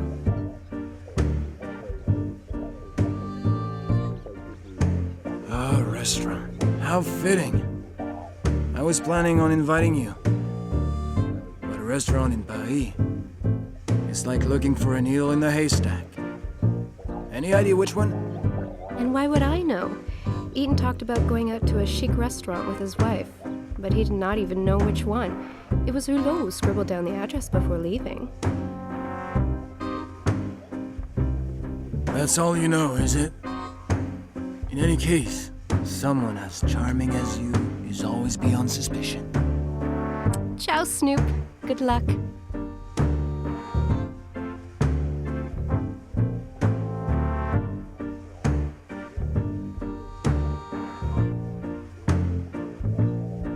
Look, a notepad.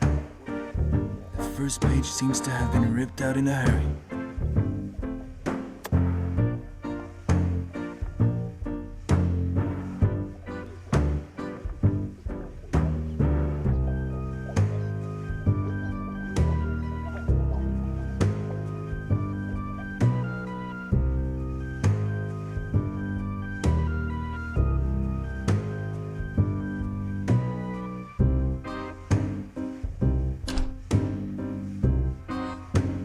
Hulot is implicated in this affair? But how? Who knows? He's a fence, is he not? I brought you a little snack. Thank you. I'll just put it there. We'll help ourselves.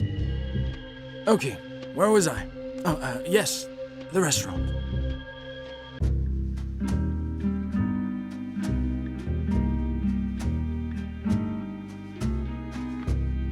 Good evening, sir. Welcome to Chez Alexandre. Do you have a reservation? I'm here to see some friends. 2 Americans, a couple. The Eatons. I hope I haven't missed them. I do not see any reservation under that name. Maybe they have reserved a table in another establishment.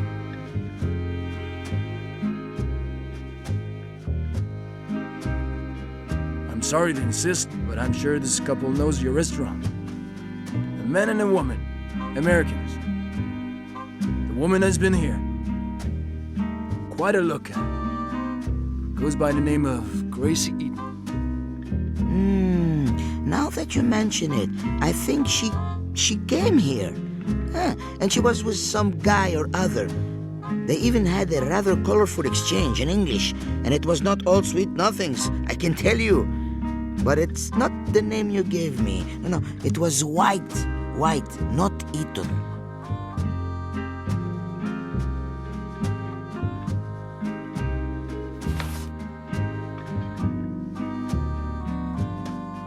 Well, if that's all you have, the Whites will have to do. Do you know where I can find them? I hope they're not too far away. This is becoming quite urgent. Are you sure these are the Americans you're looking for? You know, Paris is crawling with Americans. If it's of any help to you, I remember this particular couple put their bill onto an account at the Hotel Orphée in the 8th district.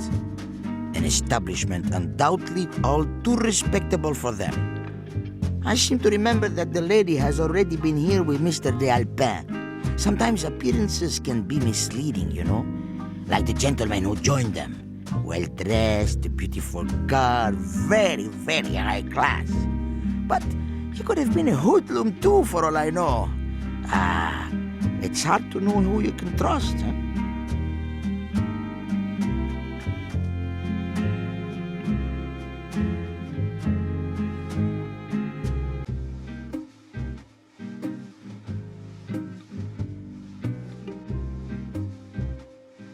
Good evening, sir. Welcome to the Hotel Orphée. How may I help you?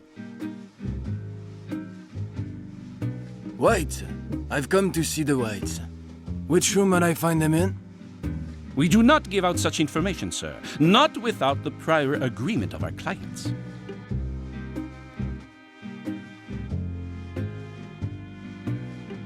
Come on. It's not as if I'm asking for the moon. I just want to know if the Whites are guests at your hotel.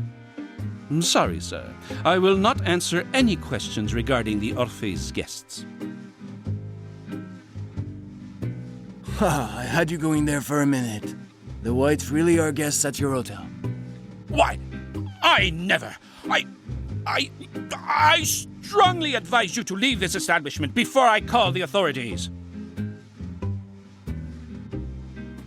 Hey, and while we're at it, any chance I can get their room number as well? That is enough. I refuse to talk to you any further.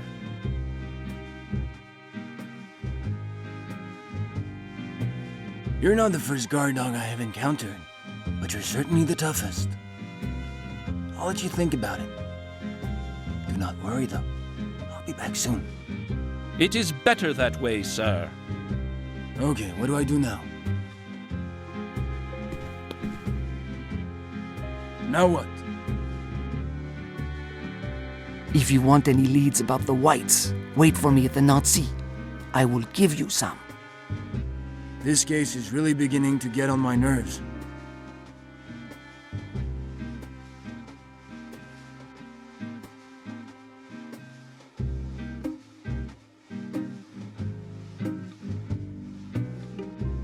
What can I get you, sir? A bottle, please. That will be 5 francs, sir. All right. Thanks and good day. You're welcome, sir. Sit down.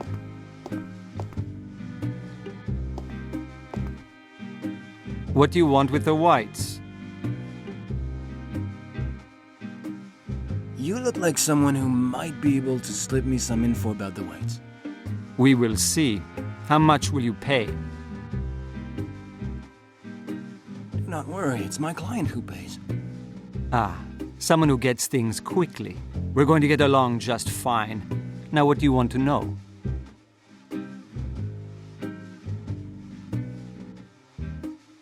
The Whites.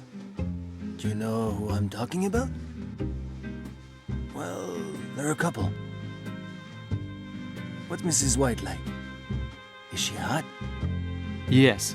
A tall guy and a beautiful dame, both of them Americans. They're definitely a couple. Slept in the same bed, bathed in the same tub.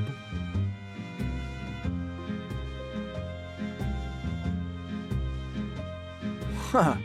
Never a dull moment, those Whites. Always leading the good life. That being said, I do not envy them. Cash can go to your head sometimes. You can tell right away the Whites are not very classy people. No manners. They think they can get away with murder.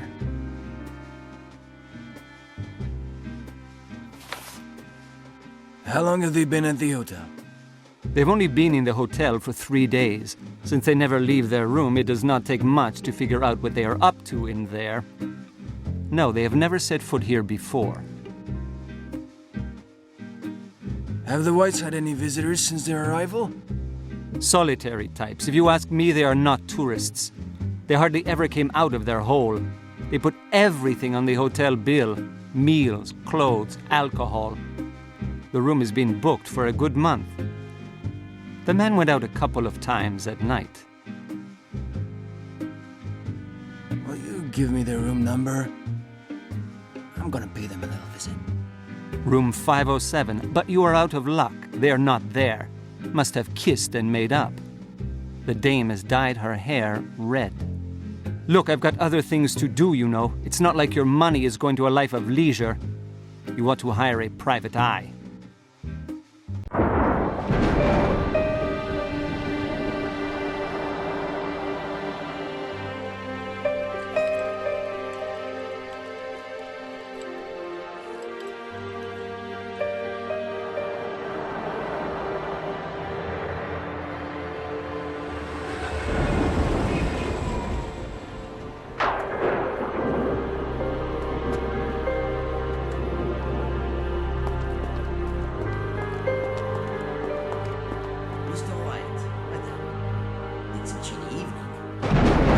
Mr. de Alba, our birds have returned.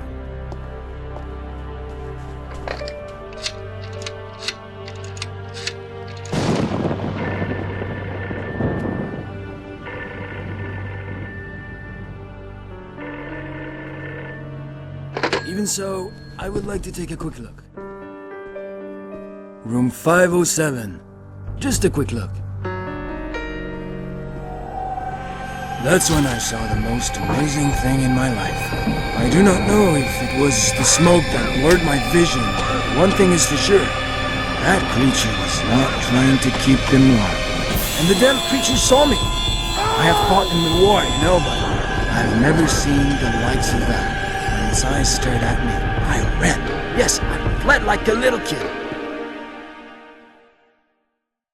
There must have been something in the air because I fainted right after that. I came around later, near the Alambic. That's where you saw me. Mom? Is that you? Ah, no. Jacques Alouin. I'm arresting you for the double murder of the Whites. Believe me, I'm not the culprit. Speak to my mother, she'll give you the proof. Well, thank you for your help. What? Yes, I had you followed, and you led us straight to the culprit.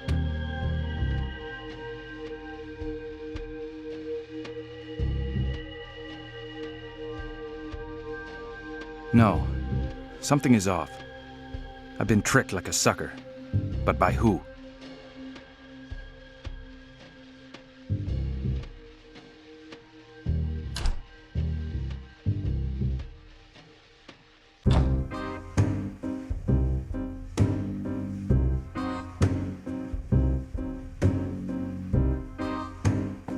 Mac, you disappear for ages, then turn up without warning. You must be after something.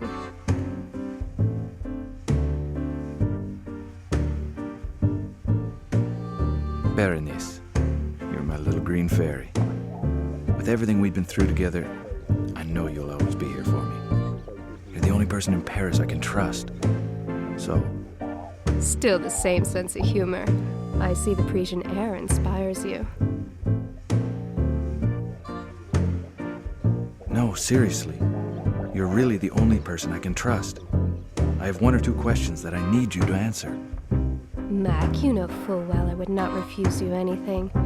Ask, I'll find you the answer.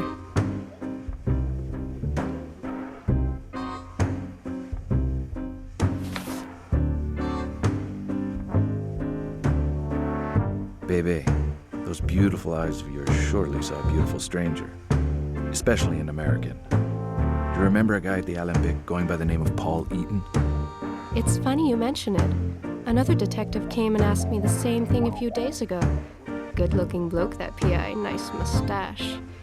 Yes, I remember Eaton. He was hanging out with the Alembic crowd last month.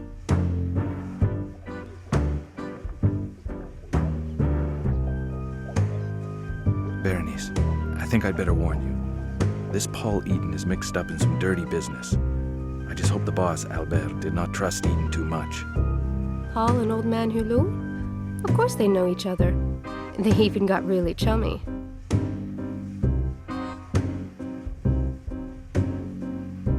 Berenice, it is vital you tell me everything you know about Paul Eaton. And I warn you, everything he has told you is probably lies. I think his name is also a fake. He was not very chatty, Polly boy. I must say, he did not speak French very well. All I got was that he was in Paris with his sister, who I never saw. He hinted once or twice that they were onto something big, loads of cash, easy work. You know, Mac, now that I think of it, Paul Eaton was definitely the dodgy type.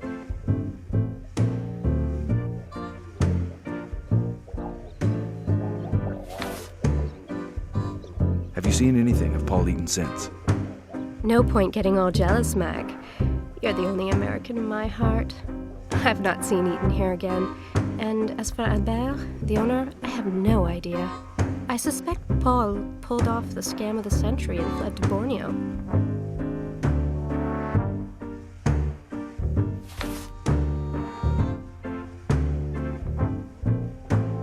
Hulot, the boss? Is he there? Maybe he noticed some things that you missed, Bebe. You know, you might have been too busy staring at that tall, dark American to notice anything peculiar about him. Albert is not here. I was supposed to meet him here this morning, but he's not come by today. You know, Mac, Albert Hulot has not changed. He is as weird as ever. If I see him, I will tell him you're looking for him.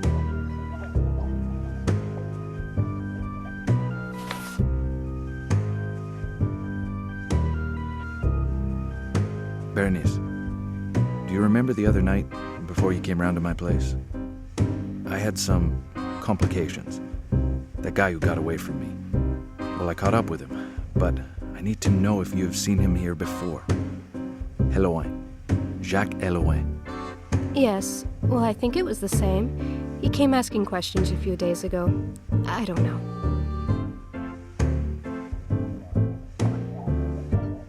Berenice, I'm just asking you to be careful. This business is complicated and more dangerous than it seems.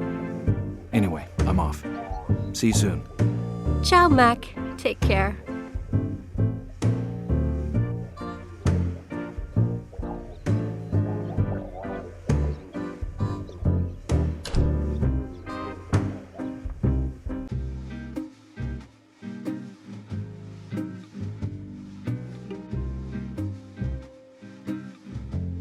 Sir?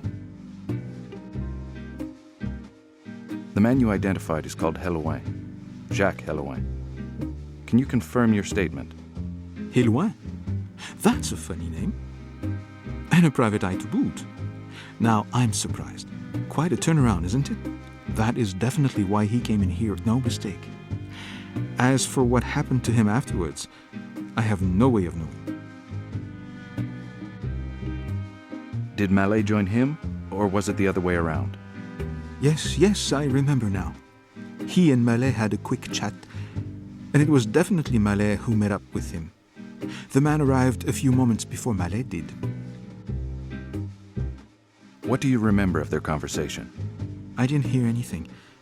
They spoke in low voices as if they were planning something. As for anything changing hands, I maintain that your man, Ilouin, didn't get a thing. He's the one who gave money to Mallet. Mallet is dead. Mallet is dead? That's awful. It's starting to be an epidemic. I can kiss the money the little scoundrel owed me goodbye. Never mind. May he rest in peace. Did he owe you money? Mallet has always been in debt. On the night of the murder, he slipped off without coming to see me. If he had any money on him, he hung on to it. Thank you. You're welcome.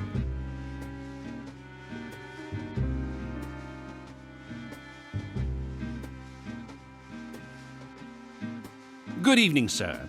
Welcome to the Hotel Orphée. My name is Isidore Petit. What can I do for you?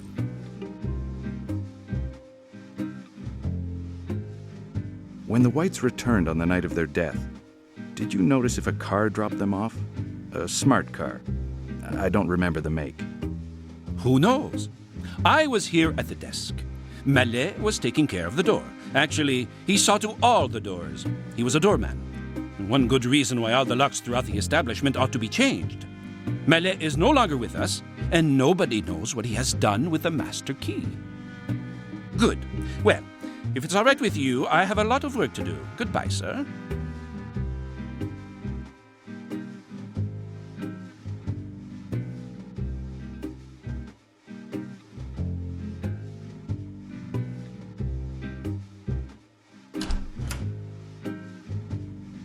You are the detective, are you not?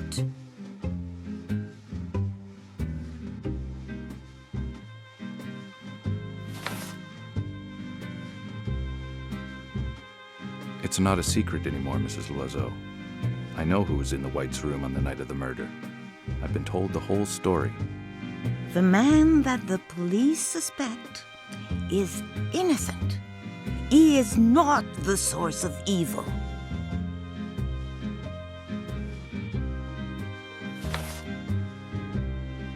Can you identify another suspect? Or will you have to use magic again? A being possessed by evil who tried to punish the Whites.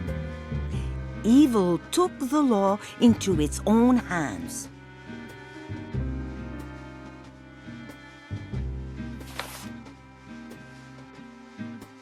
This being took advantage of the situation to deal with Théo Mallet. A pact with evil rarely works out in our favor, Mr. MacPherson. Has your oracle predicted any other victims? His crusade will only be finished when he obtains what he seeks. Until then, your paths will cross. If you know what he's looking for, why remain silent about it? He has lost a part of his being. If I've got this right, evil is immaterial. It has no reason to kill for material things. So you are trying to find an item, Mr. MacPherson. Is that why you were hired? What am I looking for? Madame, I do not know myself what I am looking for. Sometimes the truth can be staring you in the face, but you only see it at the last moment.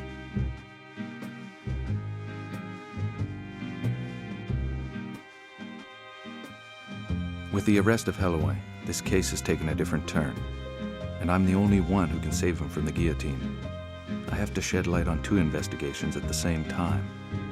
It is time to decide who you trust, Mr. MacPherson. I'm as eager as you to see the end of this nightmare.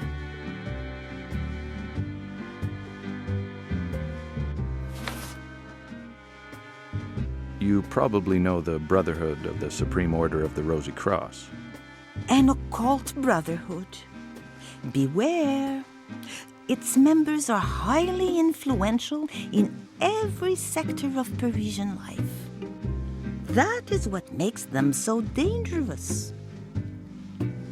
contrary to what they'd have you believe, their occult knowledge is rather limited.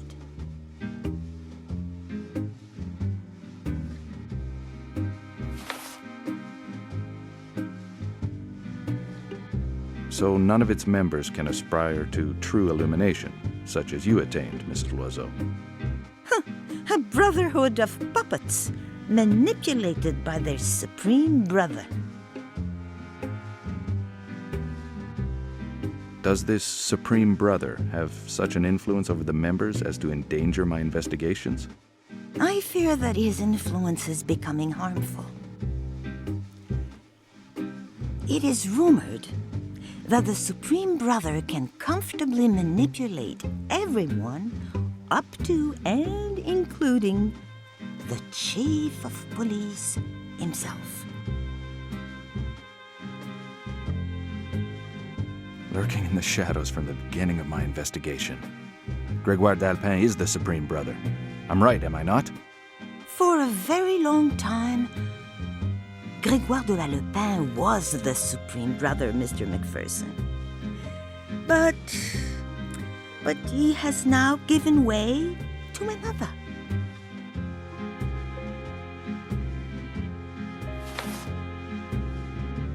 The job is open. The time is ripe to propose you as successor. The hare took his place. Kay is the new Supreme Brother. And Kay is Dr. Frank Goffner, Mr. MacPherson.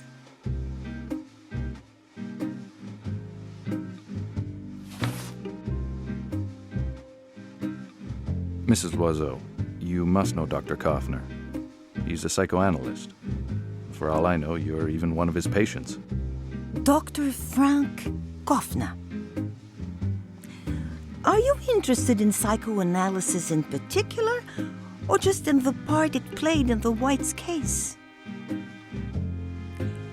He is also an influential member of the Brotherhood of the Supreme Order of the Rosy Cross.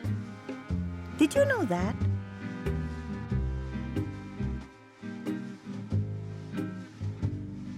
I can see you knew him well. Do you know where I might meet him? Maybe he would pay you a visit.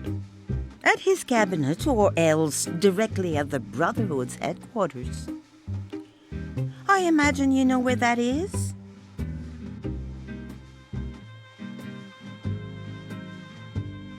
None of this rhetoric will get us anywhere, Mrs. Loiseau.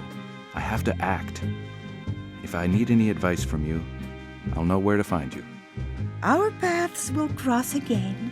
I'm sure of it.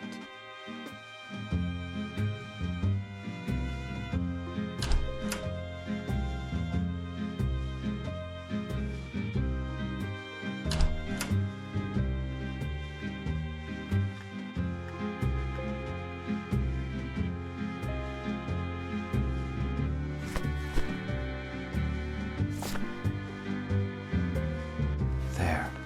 A scandal rag beneath the door.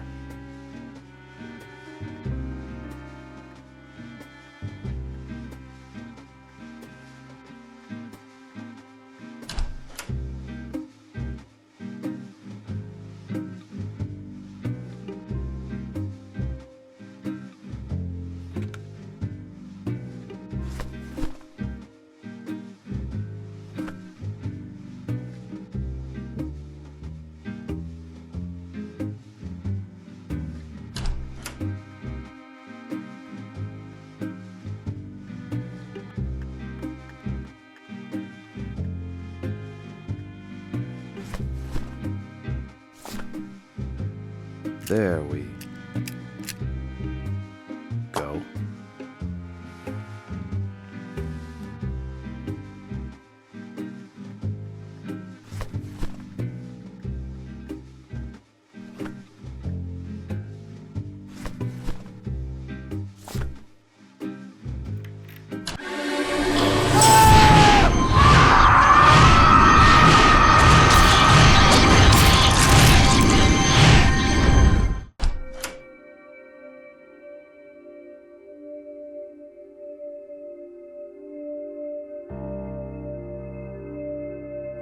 engagement ring. How romantic. The engraving inside says, "To Faye with love." Who's Faye?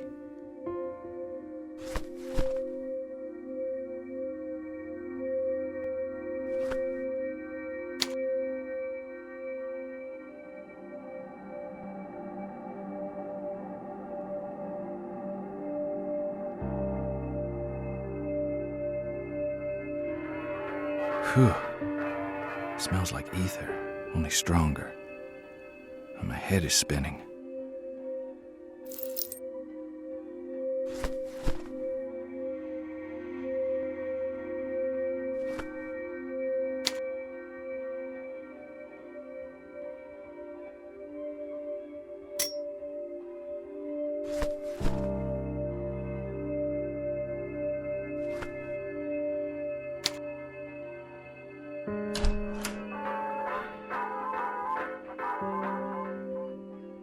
Looks like black hair dye.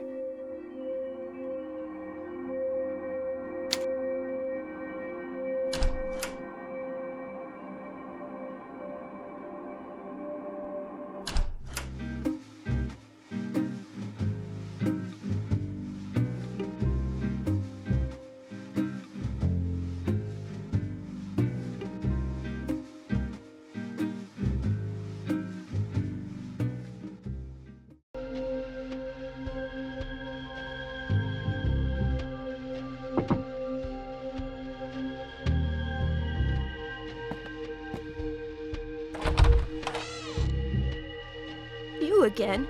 Wasn't getting my son arrested enough for you? I believe your son is innocent, but I need evidence so I can prove it. Do you think so? My son left me the key to his office safe. Here, take it. You'll find what you're looking for in there.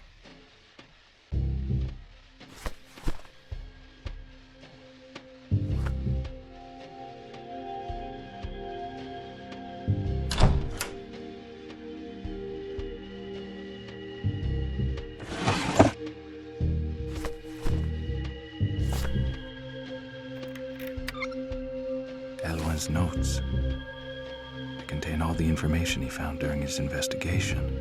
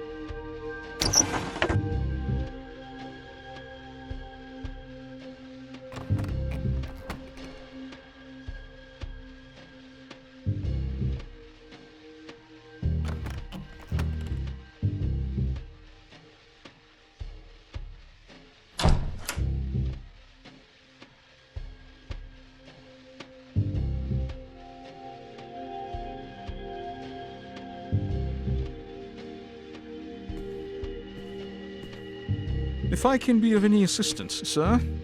Yes, I... Visitors are not admitted, sir. Would you kindly leave? You are mistaken. I'm not just any old visitor. I've come to make inquiries. Inquiries about the occult. Visitors are not admitted, sir. Would you kindly leave? The knowledge stored here would be impossible to find anywhere else. Even the Sorbonne is but a pale shadow of your great learning. Our library contains knowledge and secrets that cannot even be found at the Sorbonne. The Brotherhood of the Supreme Order of the Rosy Cross are the most erudite people in the Western world.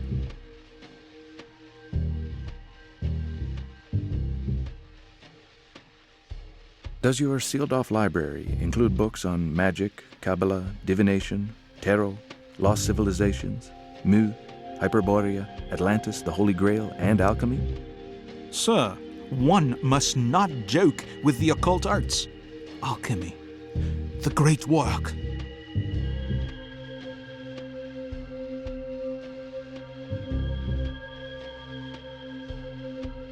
How does one attain this great work?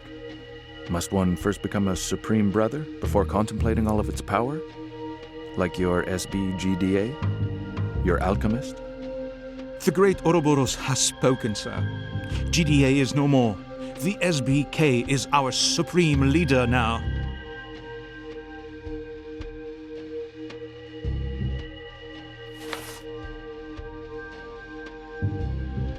Do you know who is hiding behind this K, Dumoulin?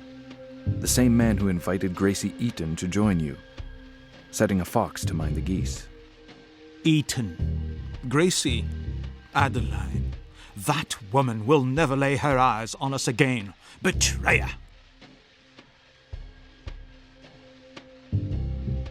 You suddenly seem to despise her. Is that the will of your new Supreme Brother? Is it the will of K? His word is ultimate. His hand, vengeful. He is the SB.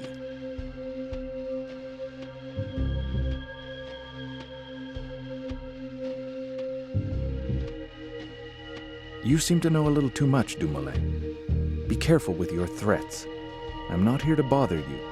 I already have a suspect for these crimes. But from what you have told me, I could easily have you charged with being an accessory. At the very worst, you might be sent to the nut house. What would the police do, eh? What would it gain? They will have to wait a long time for an order from the police chief. Leave before things get worse for you.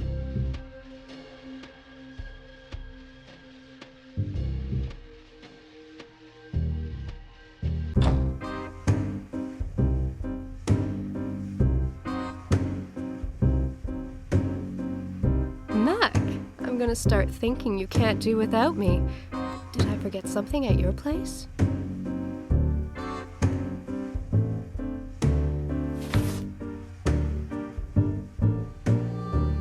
Bebe, I need a small favor. I have to infiltrate the Brotherhood, and I need a fake letter of introduction. Can you write me one using this letter? No problem. Come by later, your letter will be ready.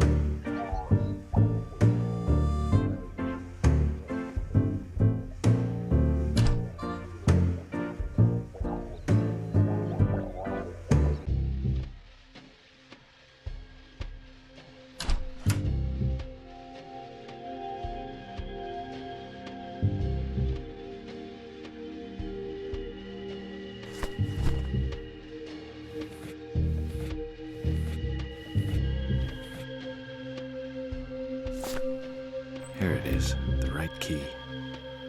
Pandora's secrets are all mine.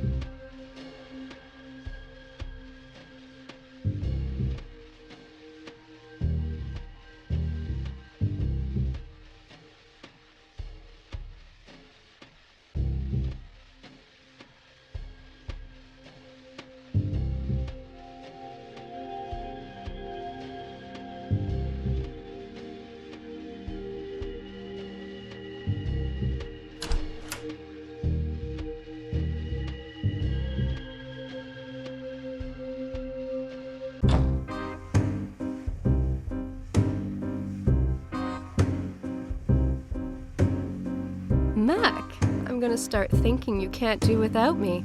Did I forget something at your place?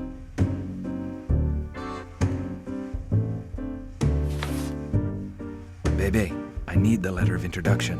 Is it finished? Here it is.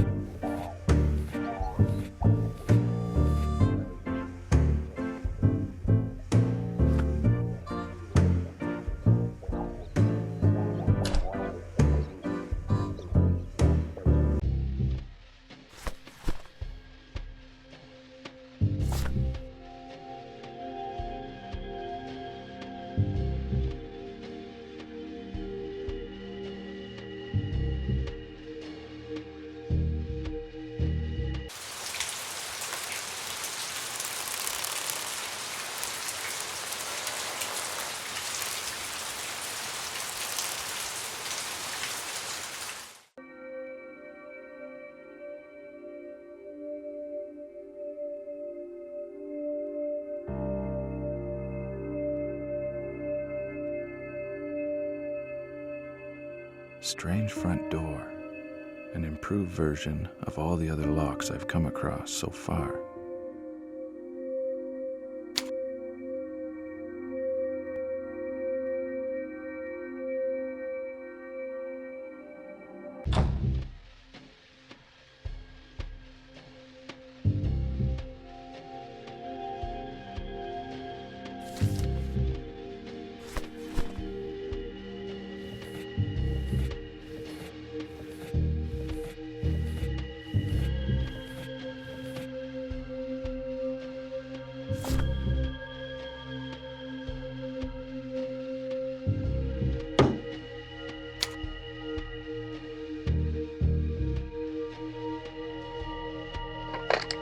Hello, what number can I dial for you?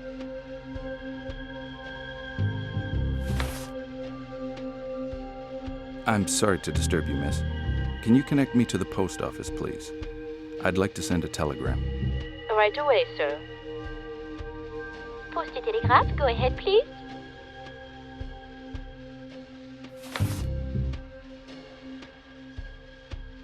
This is urgent. A telegram for J. Wells, Pinkerton Agency, New York. Take this down. Seek information on a couple. Faye and Jerome Johnson. Stop. Americans. Stop. I've made a note of it. Finished, sir? Goodbye. Hello, what number can I dial for you?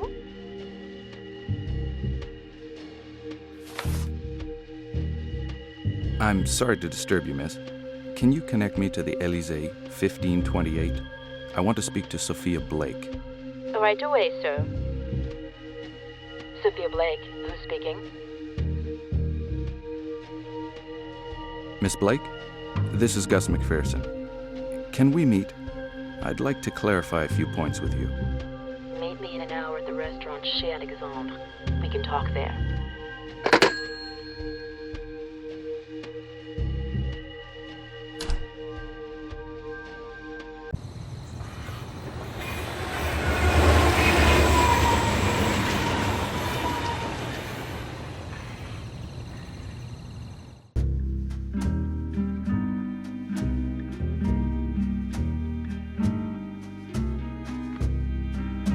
Good evening, sir.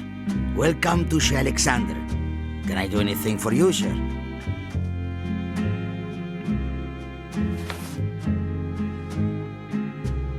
A table has been booked under the name of Blake, Sophia Blake. I'm here to meet up with the lady. My name is Gus MacPherson. This way, please, sir. Miss Blake is waiting for you.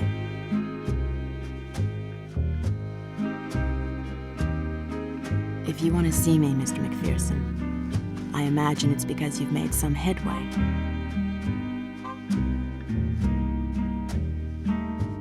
Actually, several new occurrences have come to light. Occurrences that require an explanation from you, Miss Blake. I don't understand, Mr. MacPherson. What do you mean? What I have learned totally contradicts what you said about the Whites. Who are they really? Ruby White was my younger sister, and Regis White was her husband. I already told you, Mr. MacPherson. There is one small detail in all this that you failed to mention. The head of Baphomet. Does that mean anything to you, Miss Blake? I don't know what you're talking about, Mr. MacPherson. Should I? I do not like to be taken for a fool, Miss Blake. All right. I admit that I wasn't totally honest with you. What do you want to know?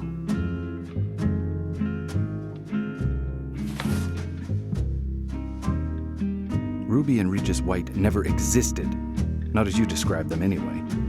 Who were they really? I don't have a sister, Mr. MacPherson. Ruby White's real name was Faye Johnson, and Jerome Johnson was her real husband. I hired them, a terrible mistake on my part, but I'm not responsible for their death. What were they doing in Paris? I want the truth, Miss Blake. They were supposed to retrieve the object that was stolen from me. Everything was planned in minute detail. They failed. Their death is a regrettable accident.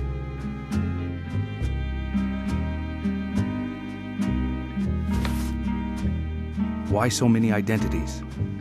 They were professional con artists, Mr. MacPherson. As soon as they occupied their room at the Hôtel Orphée, they became the Whites, a rich couple on vacation. It was also the signal that they had pulled it off. I was supposed to take delivery of the merchandise. Unfortunately, they were killed in the meantime.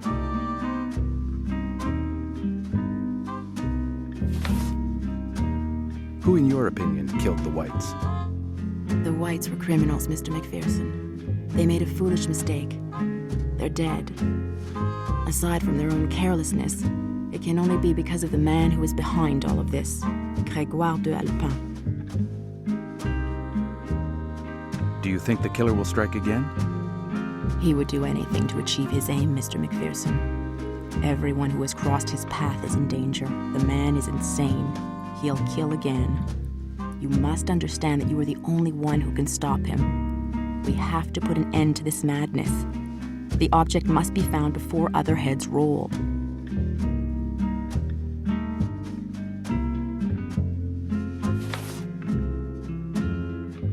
Go and tell the police what you have told me.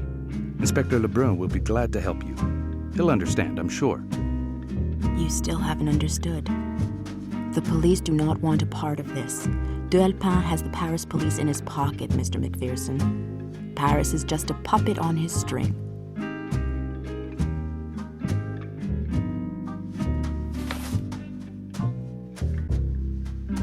Then you recognize the existence of this man, Grégoire d'Alpin.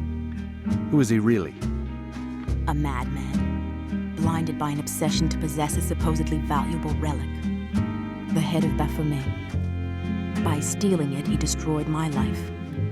De Alpin led my husband to his death, my family to ruin. In the course of my investigations, I was told about a much coveted object, the head of Baphomet. Does that mean anything to you? The object has been in my husband's family for generations, Mr. MacPherson. I didn't lie to you. Grégoire de Alpin stole it from us. My husband, already weak from his illness, died of sorrow. I now want to retrieve what is rightfully mine and avenge the memory of the man I loved.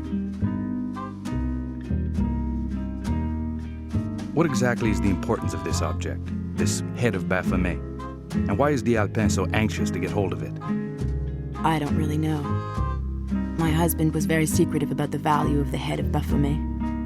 As for me, I simply want to retrieve what is rightfully mine. But de Alpin and his lot venerate the relic, surrounded with many legends. Legends of immortality. As you grow old, these legends suddenly become a source of hope, a source of life and death. That is a tragic story, Miss Blake. Why didn't you tell me the truth from the outset? I was alone in Paris, confronted by a fearless enemy. I had to act quickly and discreetly. If you had refused to help me, Mr. MacPherson, I would have had no one else. I didn't want to be dishonest with you.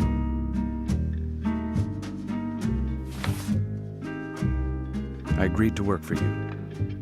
I'll see the job through.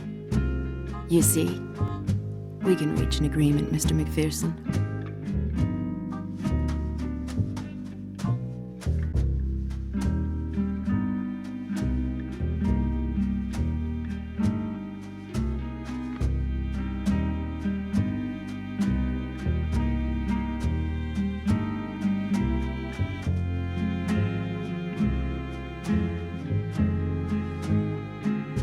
Good evening, sir. Welcome to Chez Alexander. Can I do anything for you, sir?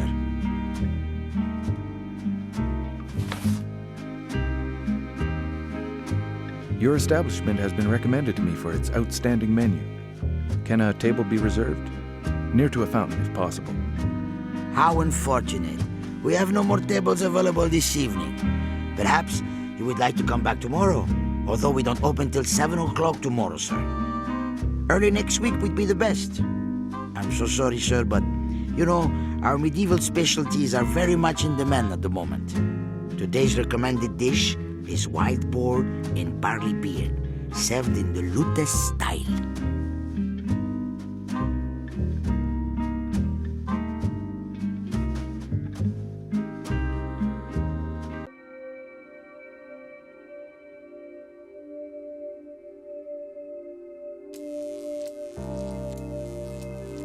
I must get past these alleys.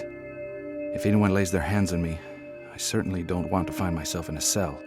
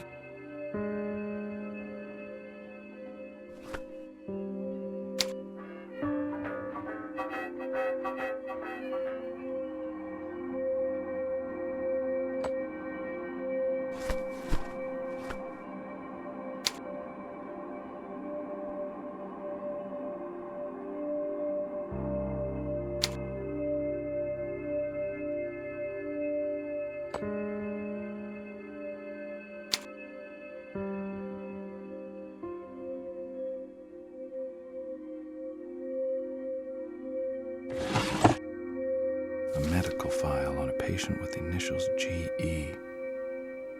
Gracie Eaton? If she was a patient here, that means Halloween is telling the truth.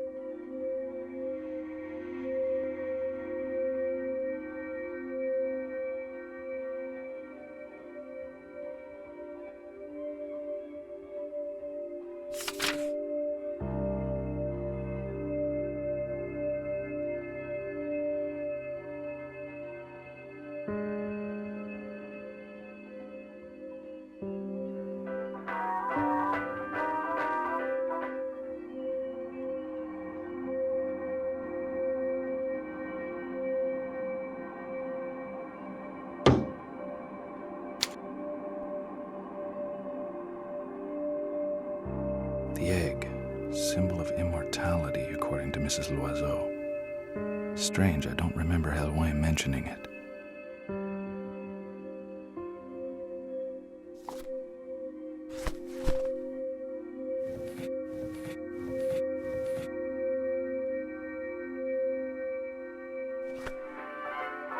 At the heart of the egg, the secret of the soul. A wax cylinder with the cycle of the Phoenix by F. Kaufner written on it. All we need now is a phonograph.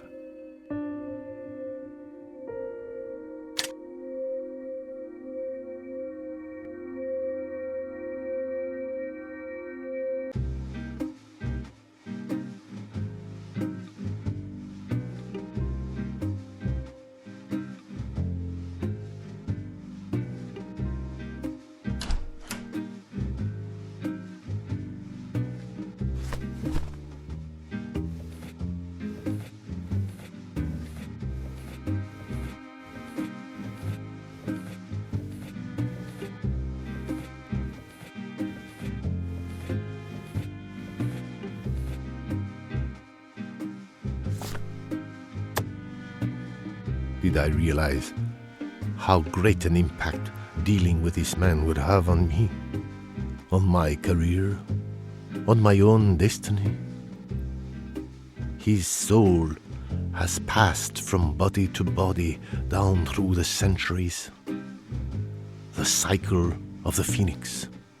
He is the Phoenix, risen from the ashes. He has confided in me the secret of his power, of his riches, the head of Baphomet. I am very familiar with the myth. The Companion's library featured more than one legend on the subject. Grégoire d'Alpin claims to have been in possession of the head since the Middle Ages. He acquired it on behalf of the Knights Templar and kept it after their dissolution. They dare to call my manifesto a scientific fairy tale. They think they're the leading experts in psychoanalysis. Vienna. I will prove my theory to them. I will prove that Grégoire de Alpin is immortal. Slowly but surely, my role in the Alpin's existence has grown in importance.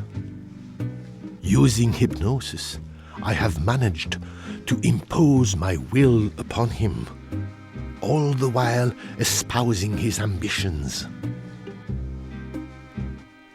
I shall be his successor as the head of the companions. His power, his riches, the Baphomet, it will all be mine. I shall be his heir. The time has come. This evening, the Alpin wishes to see me at his manor. Gracie Eaton, his Adeline, will be there. Tonight, I shall become the greatest. Neither Vienna nor the Alpin can stop me now. The old fool is convinced that I'm ready to receive his soul. Ready to receive his riches, more like. And the influence that comes with them. Then Vienna shall pay for its insolence.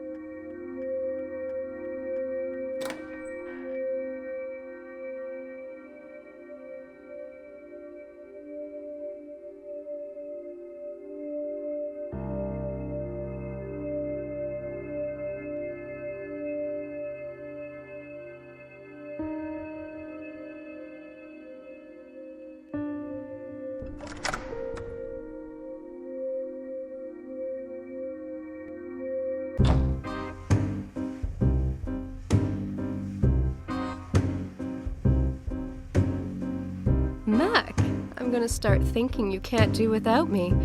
Did I forget something at your place?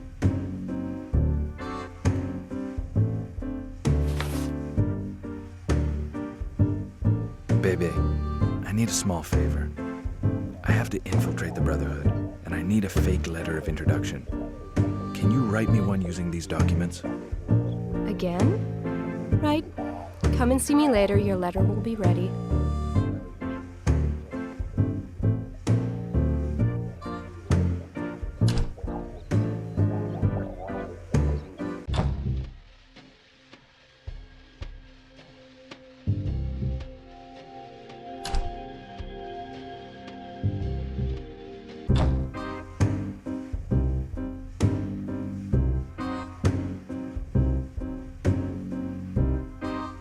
Mac, I'm gonna start thinking you can't do without me. Did I forget something at your place?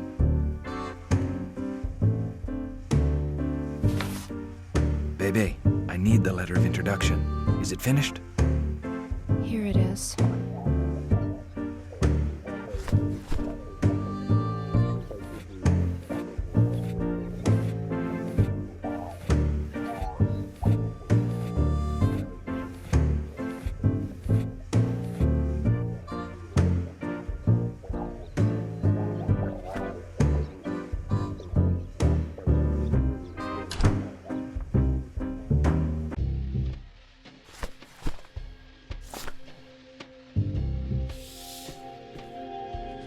I see.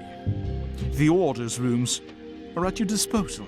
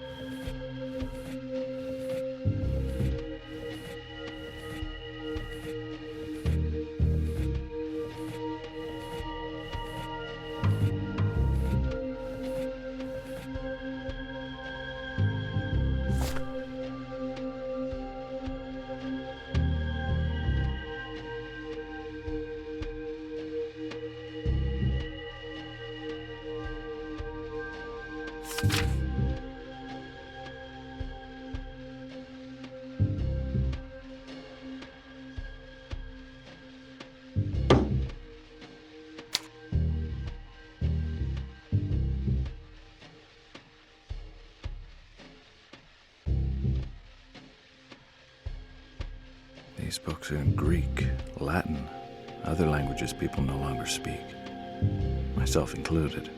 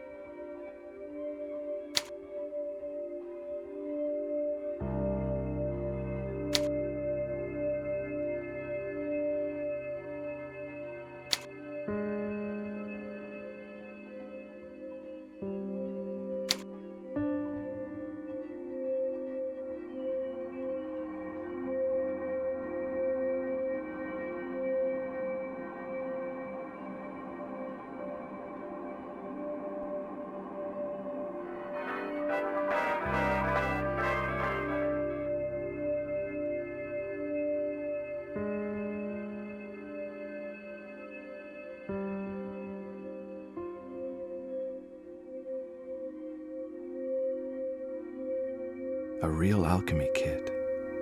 All these flasks contain powders. What on earth does he do with them all?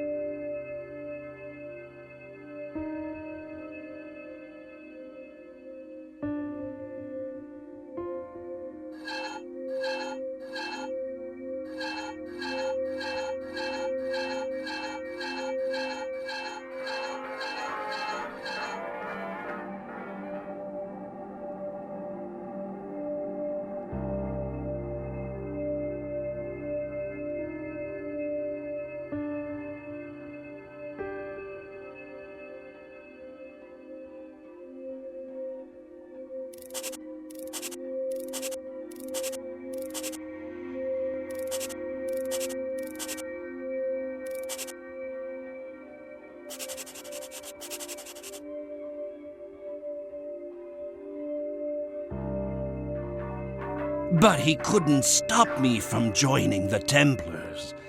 I have to try to cleanse myself of their sin of the flesh. Because of him and my mother, my soul may already be condemned to hell. Only the balm of the Templars' faith can rid it of the mortal sin engraved upon it.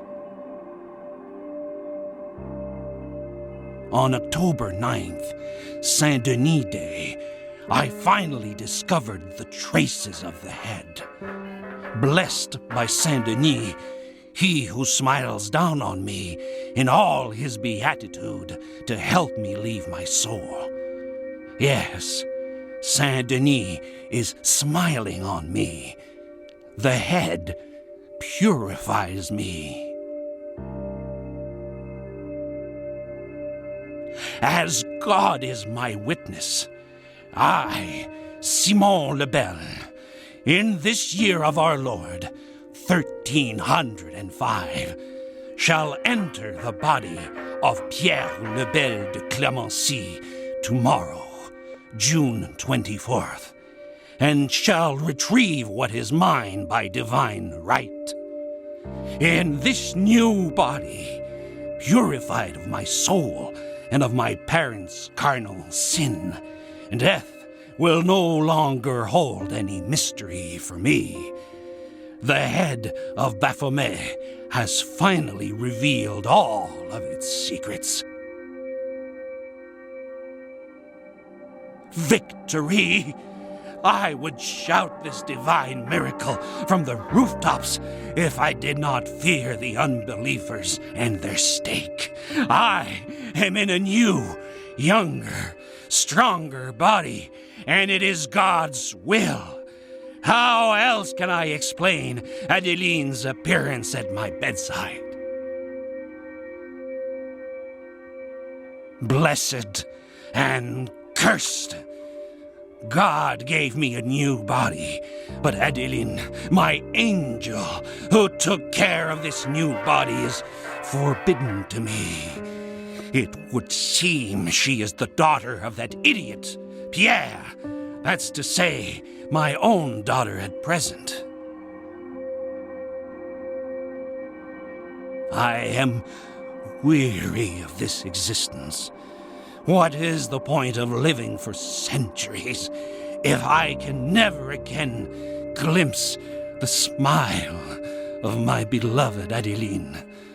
Ah, Adeline, you who are forbidden to me, will I ever see your sweet face again? I would gladly exchange these solitary centuries to see your face, your eyes, once more. She has returned. She is once more of this world, and so close to me. She visited Kaufner today. It really was her. That excellent doctor of the mind confirmed it. It is her, and this time she will be mine for the rest of my life. Well, Miss Blake, it would seem you did not tell me everything.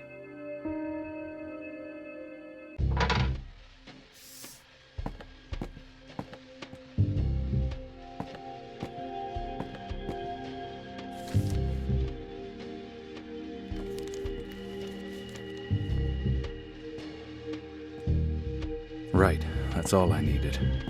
Blake's been abducted and the kidnapper takes himself for a Dialpe. And naturally he wants the head in exchange. As if I knew where it was.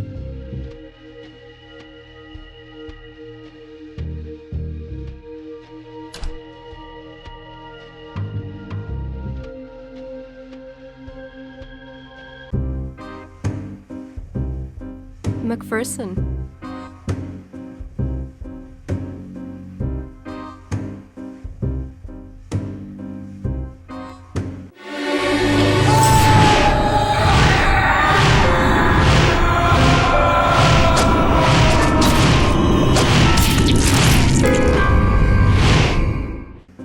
Max, something awful's happened. You know, Hulot is dead. He's been murdered.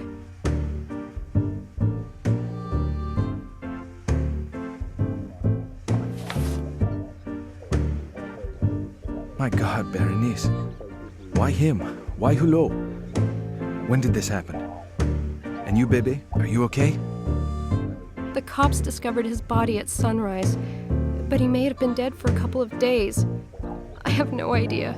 No idea.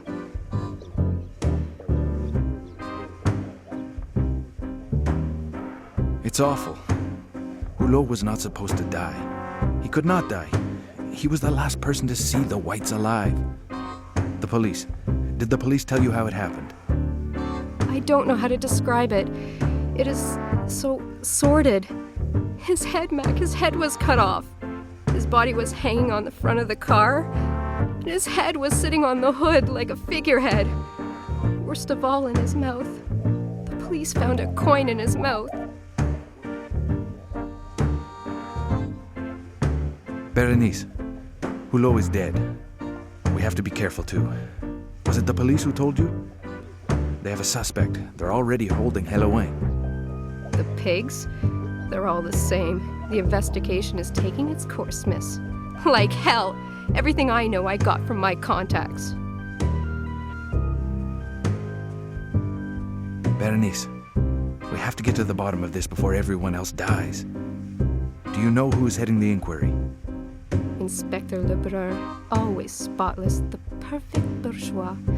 They're putting on an act in an attempt to hoodwink us. In fact, Mac, they haven't got anything to go on. Hulot, you, me, Helouin, for them we're all nobodies. It's up to us to unravel this.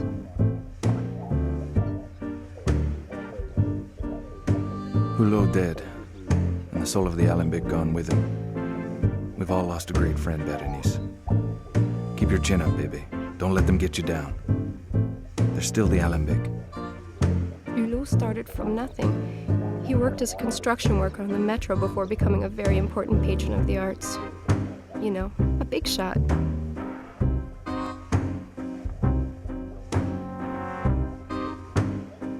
Hulot never did anything for nothing. If he did you a favor, you knew you would have to pay him back one way or another. He was a man of many resources. Money, tip-offs, favors. He always knew where to get them. Mac, all that was Hulot. A real hub of the Parisian art scene. The paint never dried under his feet. There was something to suit everybody's taste. But Berenice, doing those little favors could have sometimes made crooks out of us. Everyone knew Albert was a fence. Hulot saw himself as the Robin Hood of the art world. He got money out of the rich for the art of the poor. He may have been a fence, but he had ideas. Berenice, relationships like that only bring trouble, either with fences or with the police. Of course, Mac. I worked for Hulot. We all have to live, you know. And sculpture doesn't exactly pay a girl's rent. You say you've copied works of art for Hulot? Has he commissioned any work recently? Strangely enough, yes. The day you came to the Alembic, the first time, I gave him a copy of a grotesque bust. My God. Berenice, the bust. The bust you sculpted for Hulot. Did it look like what you see in the sketch? It is exactly the same. Hulot asked me to make a copy. I gave it to him the night you came. Mac, I'm scared. What is going on?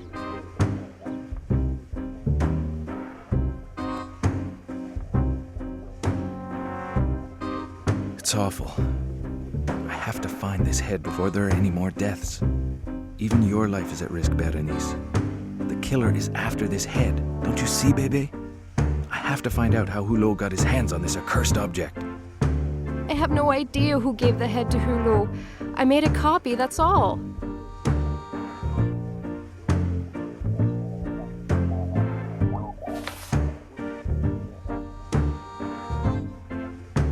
I feel as bad as you do, Berenice.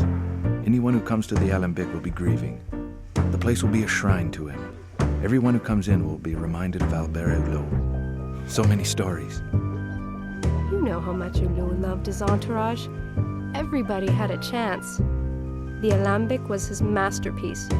Take this fresco, for example. You know how many artists contributed? Hulot would ask them to paint a bit, sometimes just a brush stroke. Over the years, it became his treasure. It's true. That fresco is rather special. Did he tell you what it is meant to represent? He used to sit and stare at the fresco at night. Honestly, Mac, it kept the secrets of his soul.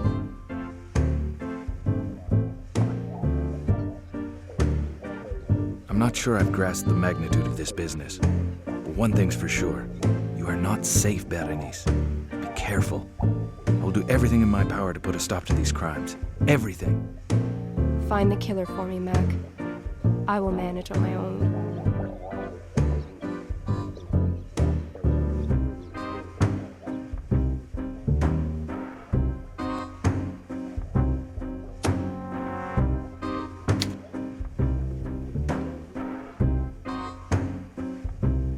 Hulot, what was the secret you had hidden right under our noses all the time?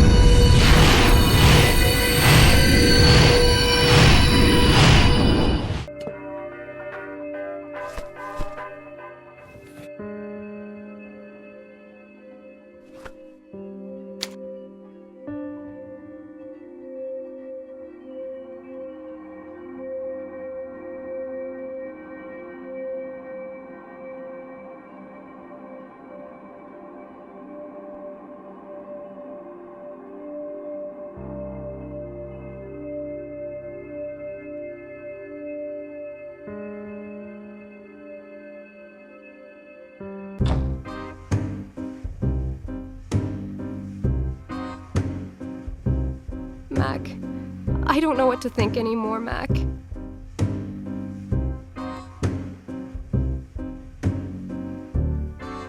Berenice, there it is. You recognize your own handiwork? The heads of Baphomet, exact copies. Not even my expert eye can distinguish between the original and the fake. Mac, what you see here is my life's work. It is really perfect. It is good work.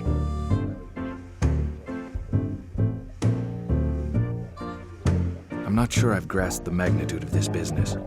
But one thing's for sure. You are not safe, Berenice. Be careful. I'll do everything in my power to put a stop to these crimes. Everything. Find the killer for me, Mac. I will manage on my own.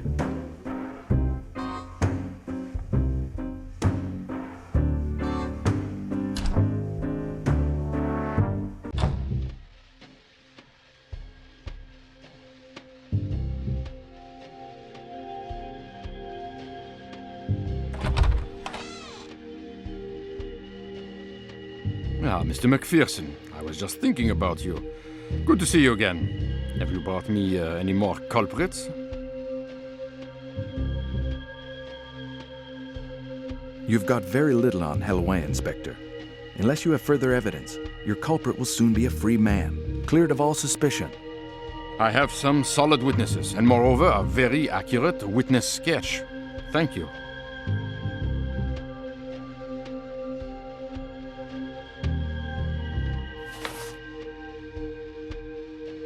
We've been barking up the wrong tree from the start, Inspector.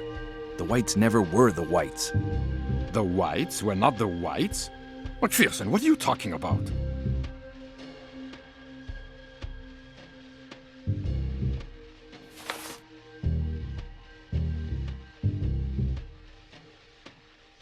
The Whites do not exist. I have their passports here. They are American citizens. They did not arrive in Paris a few days ago. They got here over a month ago. You want to know what name they used? Johnson, Inspector. All right. Let's suppose they were using pseudonyms. Could you tell me why?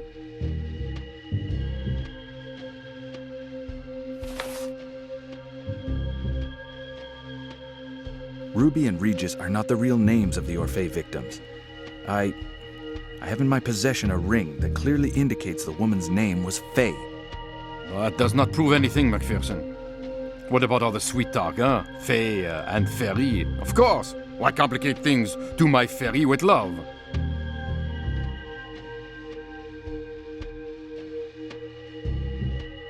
A letter.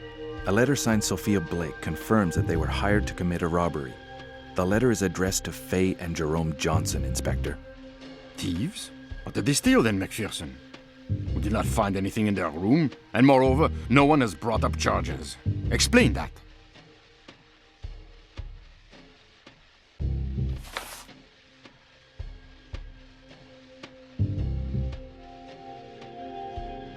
This is the Whites' modus operandi. They move to Paris under an assumed name, Eaton. They steal an object, the head of Baphomet. Then they seek refuge at the Orphée under a new identity, the Whites, and they make their delivery. This object, the head of Baphomet, is it valuable?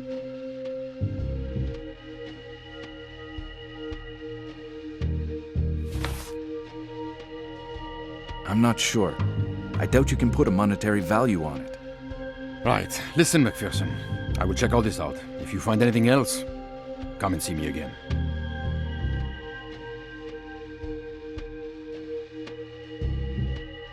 If you have any doubts about d'Alpin's involvement, I have something that will convince you, Inspector.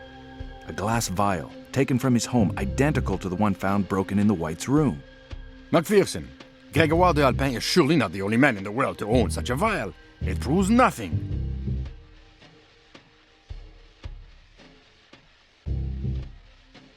Stop protecting d'Alpin. He's the only man in Paris who can obtain these vials, the only one capable of putting this gas inside them, the purple gas he uses to put his victims to sleep. Leave the vial with me. I will have it examined. Here you are.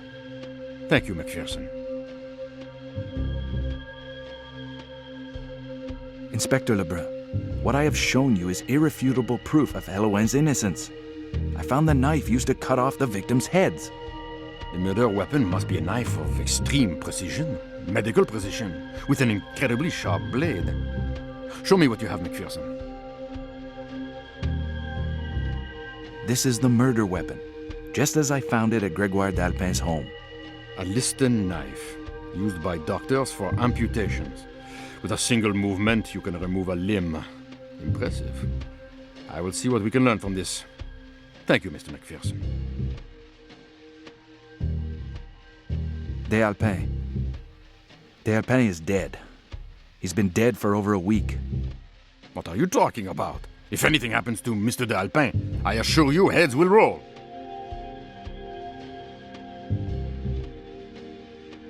D'Alpin looks to have died peacefully of old age. Nothing like the other murders. I have a photo here. See for yourself. Even if Mr. d'Alpin had died of natural causes, it would not prove Helouin's innocence, MacPherson. Quite the contrary.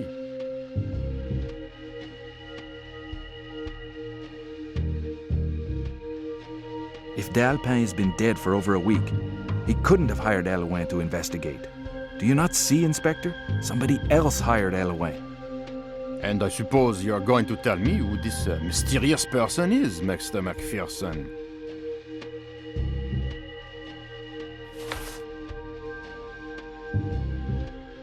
One gold, one brass. One at d'Alpin's, the other at Kaufner's. 2 ancient coins. These prove that both men were involved in the murders. Everyone has the right to collect ancient coins. Anyway, what has Dr. Kaufner to do with all this? That is too much. Will you never face up to the facts? You know as well as I do that coins like these were found on all the victims. How do you know about the coins? A couple of anonymous sources are enough to keep me abreast. Beauvais will get an earful about this. Leave the coins with me. They are evidence.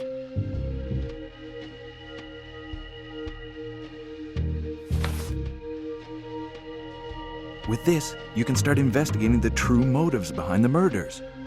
Thank you, MacPherson.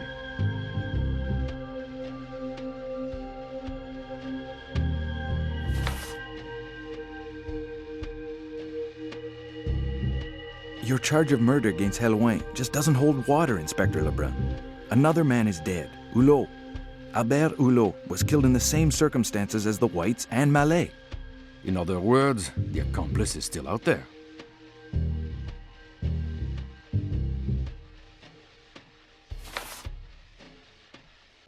But Inspector, Helouin and Hulot never met. He had no motive for killing him. Helouin had never met the Whites, but he killed them nonetheless. Albert Hulot was probably another embarrassing witness.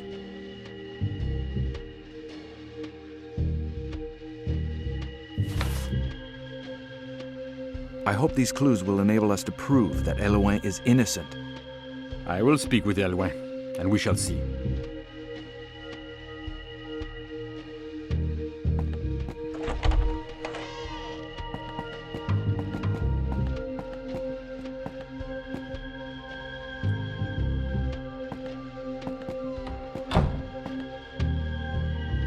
If I understand correctly, the Whites were not the Whites, but the Eatons, who are in fact the Johnsons. A couple of professional con artists hired to retrieve a relic at the Alpines by Sophia Blake. Also your employer, Mr. MacPherson. Yet according to this note, Sophia Blake is currently being held hostage by Mr. de Alpin. Would it be the same de Alpin we see dead in these photos? Do you understand anything? It's just that... That is to say that you and me are going to have a little chat to set this story straight from the beginning.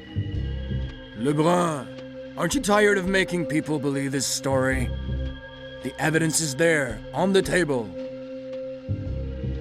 Sir, I advise you to go back to your paintbrushes and leave the authorities to do their job.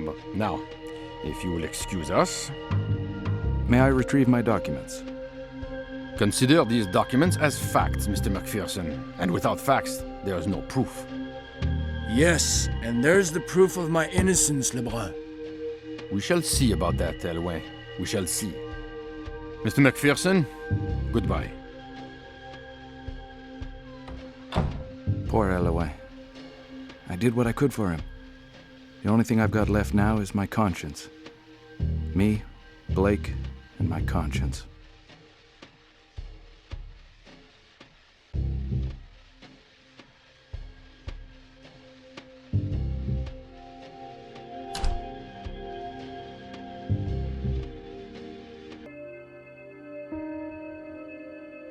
Mr. MacPherson, did you know that in Tarot, the hanged man is not put to death, but confronted by his destiny instead?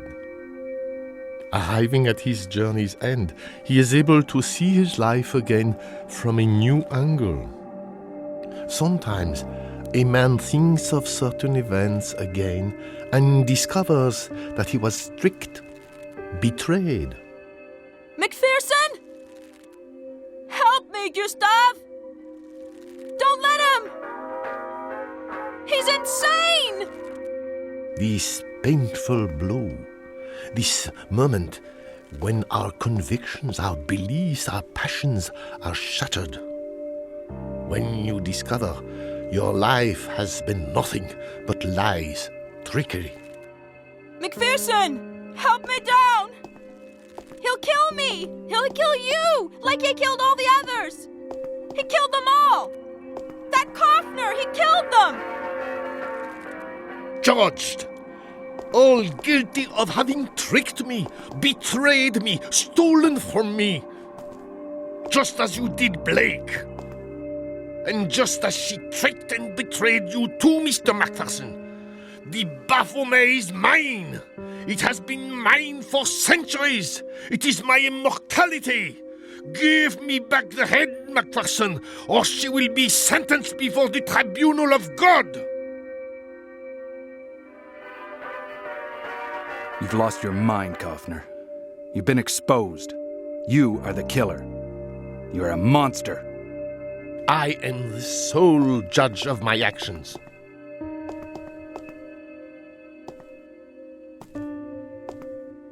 But this object has no power, Kaufner.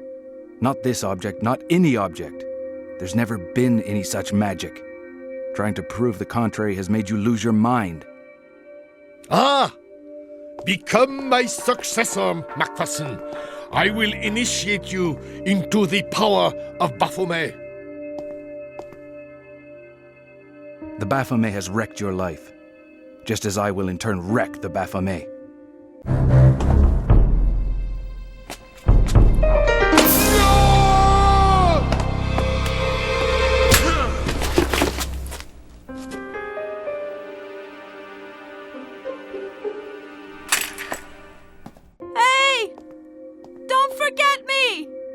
No.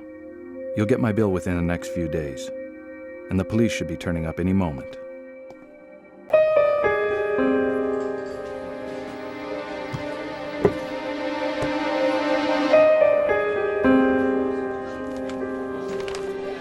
What happened to Kaufner?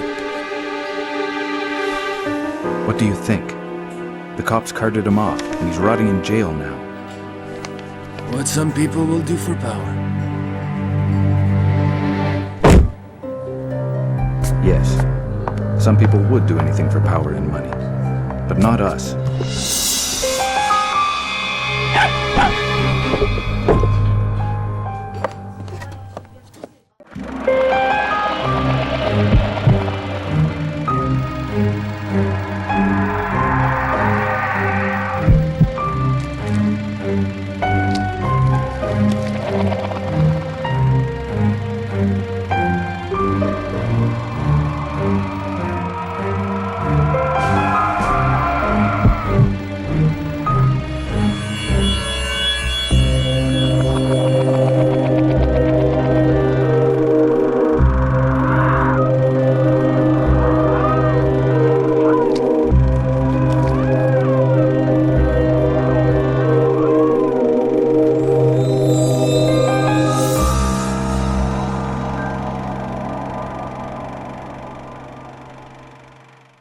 Mr. MacPherson, did you know that in Tarot, the hanged man is not put to death, but confronted by his destiny instead? Arriving at his journey's end, he is able to see his life again from a new angle. Sometimes, a man thinks of certain events again and discovers that he was tricked, betrayed. MacPherson! Help me, Gustav!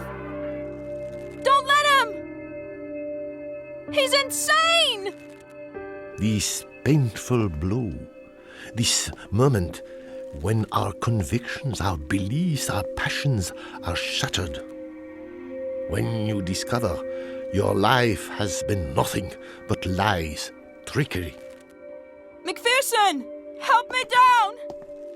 He'll kill me! He'll kill you! Like he killed all the others! He killed them all!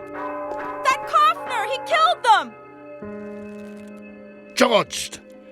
All guilty of having tricked me, betrayed me, stolen from me. Just as you did Blake. And just as she tricked and betrayed you too, Mr. MacPherson. The Baphomet is mine! It has been mine for centuries! It is my immortality! Give me back the head, MacPherson, or she will be sentenced before the tribunal of God!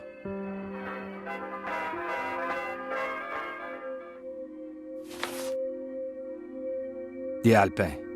You turned to crime, whereas you had the opportunity to live in peace forever. Their death is fair payment for their treachery. Haven't you understood that nothing in all this can wipe out your suffering, your grief, your Adeline? The memory of Adeline lives on stronger than ever.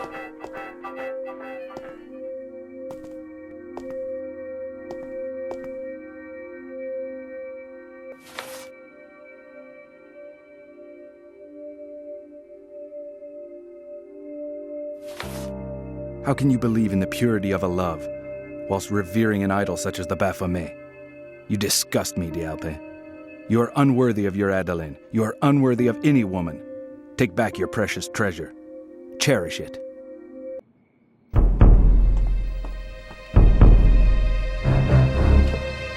Right. You have the head now. Let her go.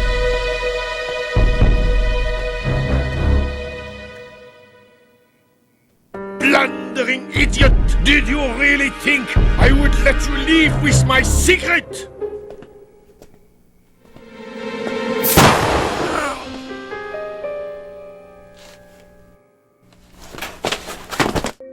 That was close.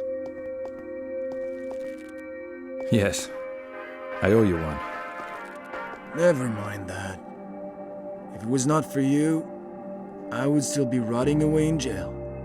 Come on. I'll buy you a drink at the Alembic. It's not like me to turn down such an offer. And there's that cute girl that works there. Be careful. People are not always what they seem. Hey! Don't forget me! No. You'll get my bill within the next few days. And the police should be turning up any moment.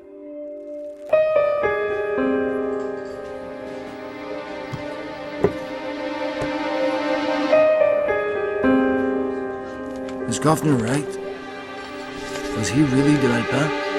What difference would it make? He's dead now. He might have been immortal. He's not any longer. What some people will do for power. Yes. There are people who would do anything for power and money. But not us.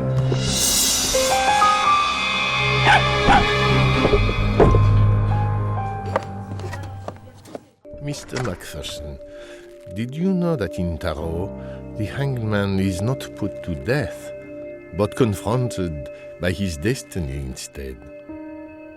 Arriving at his journey's end, he is able to see his life again from a new angle.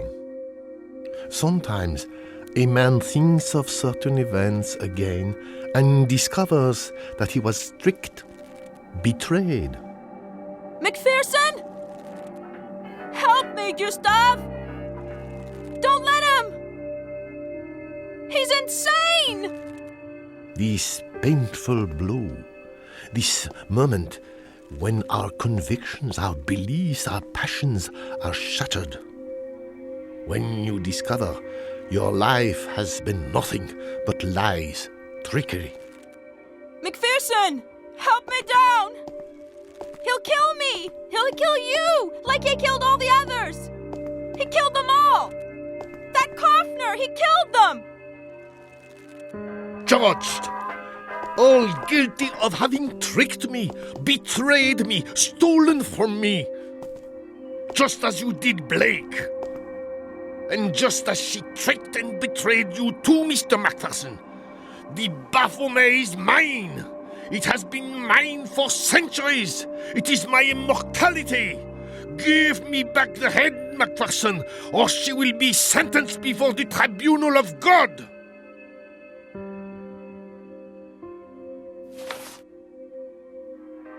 The Alpin. You turned to crime, whereas you had the opportunity to live in peace forever. Their death is fair payment for their treachery.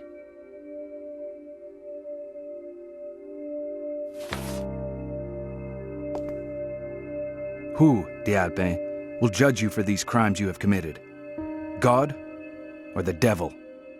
I am the sole judge of my actions.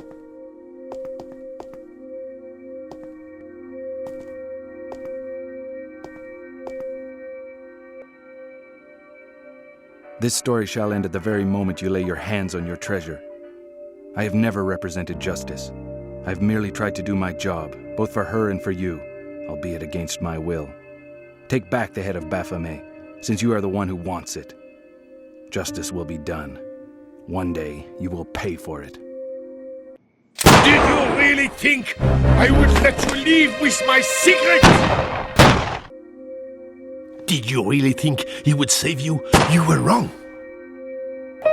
Mrs. Eloin? Oh, Gendarme Beauvais. I did not expect to see you here. I do not know how to tell you this, but I have news about your son.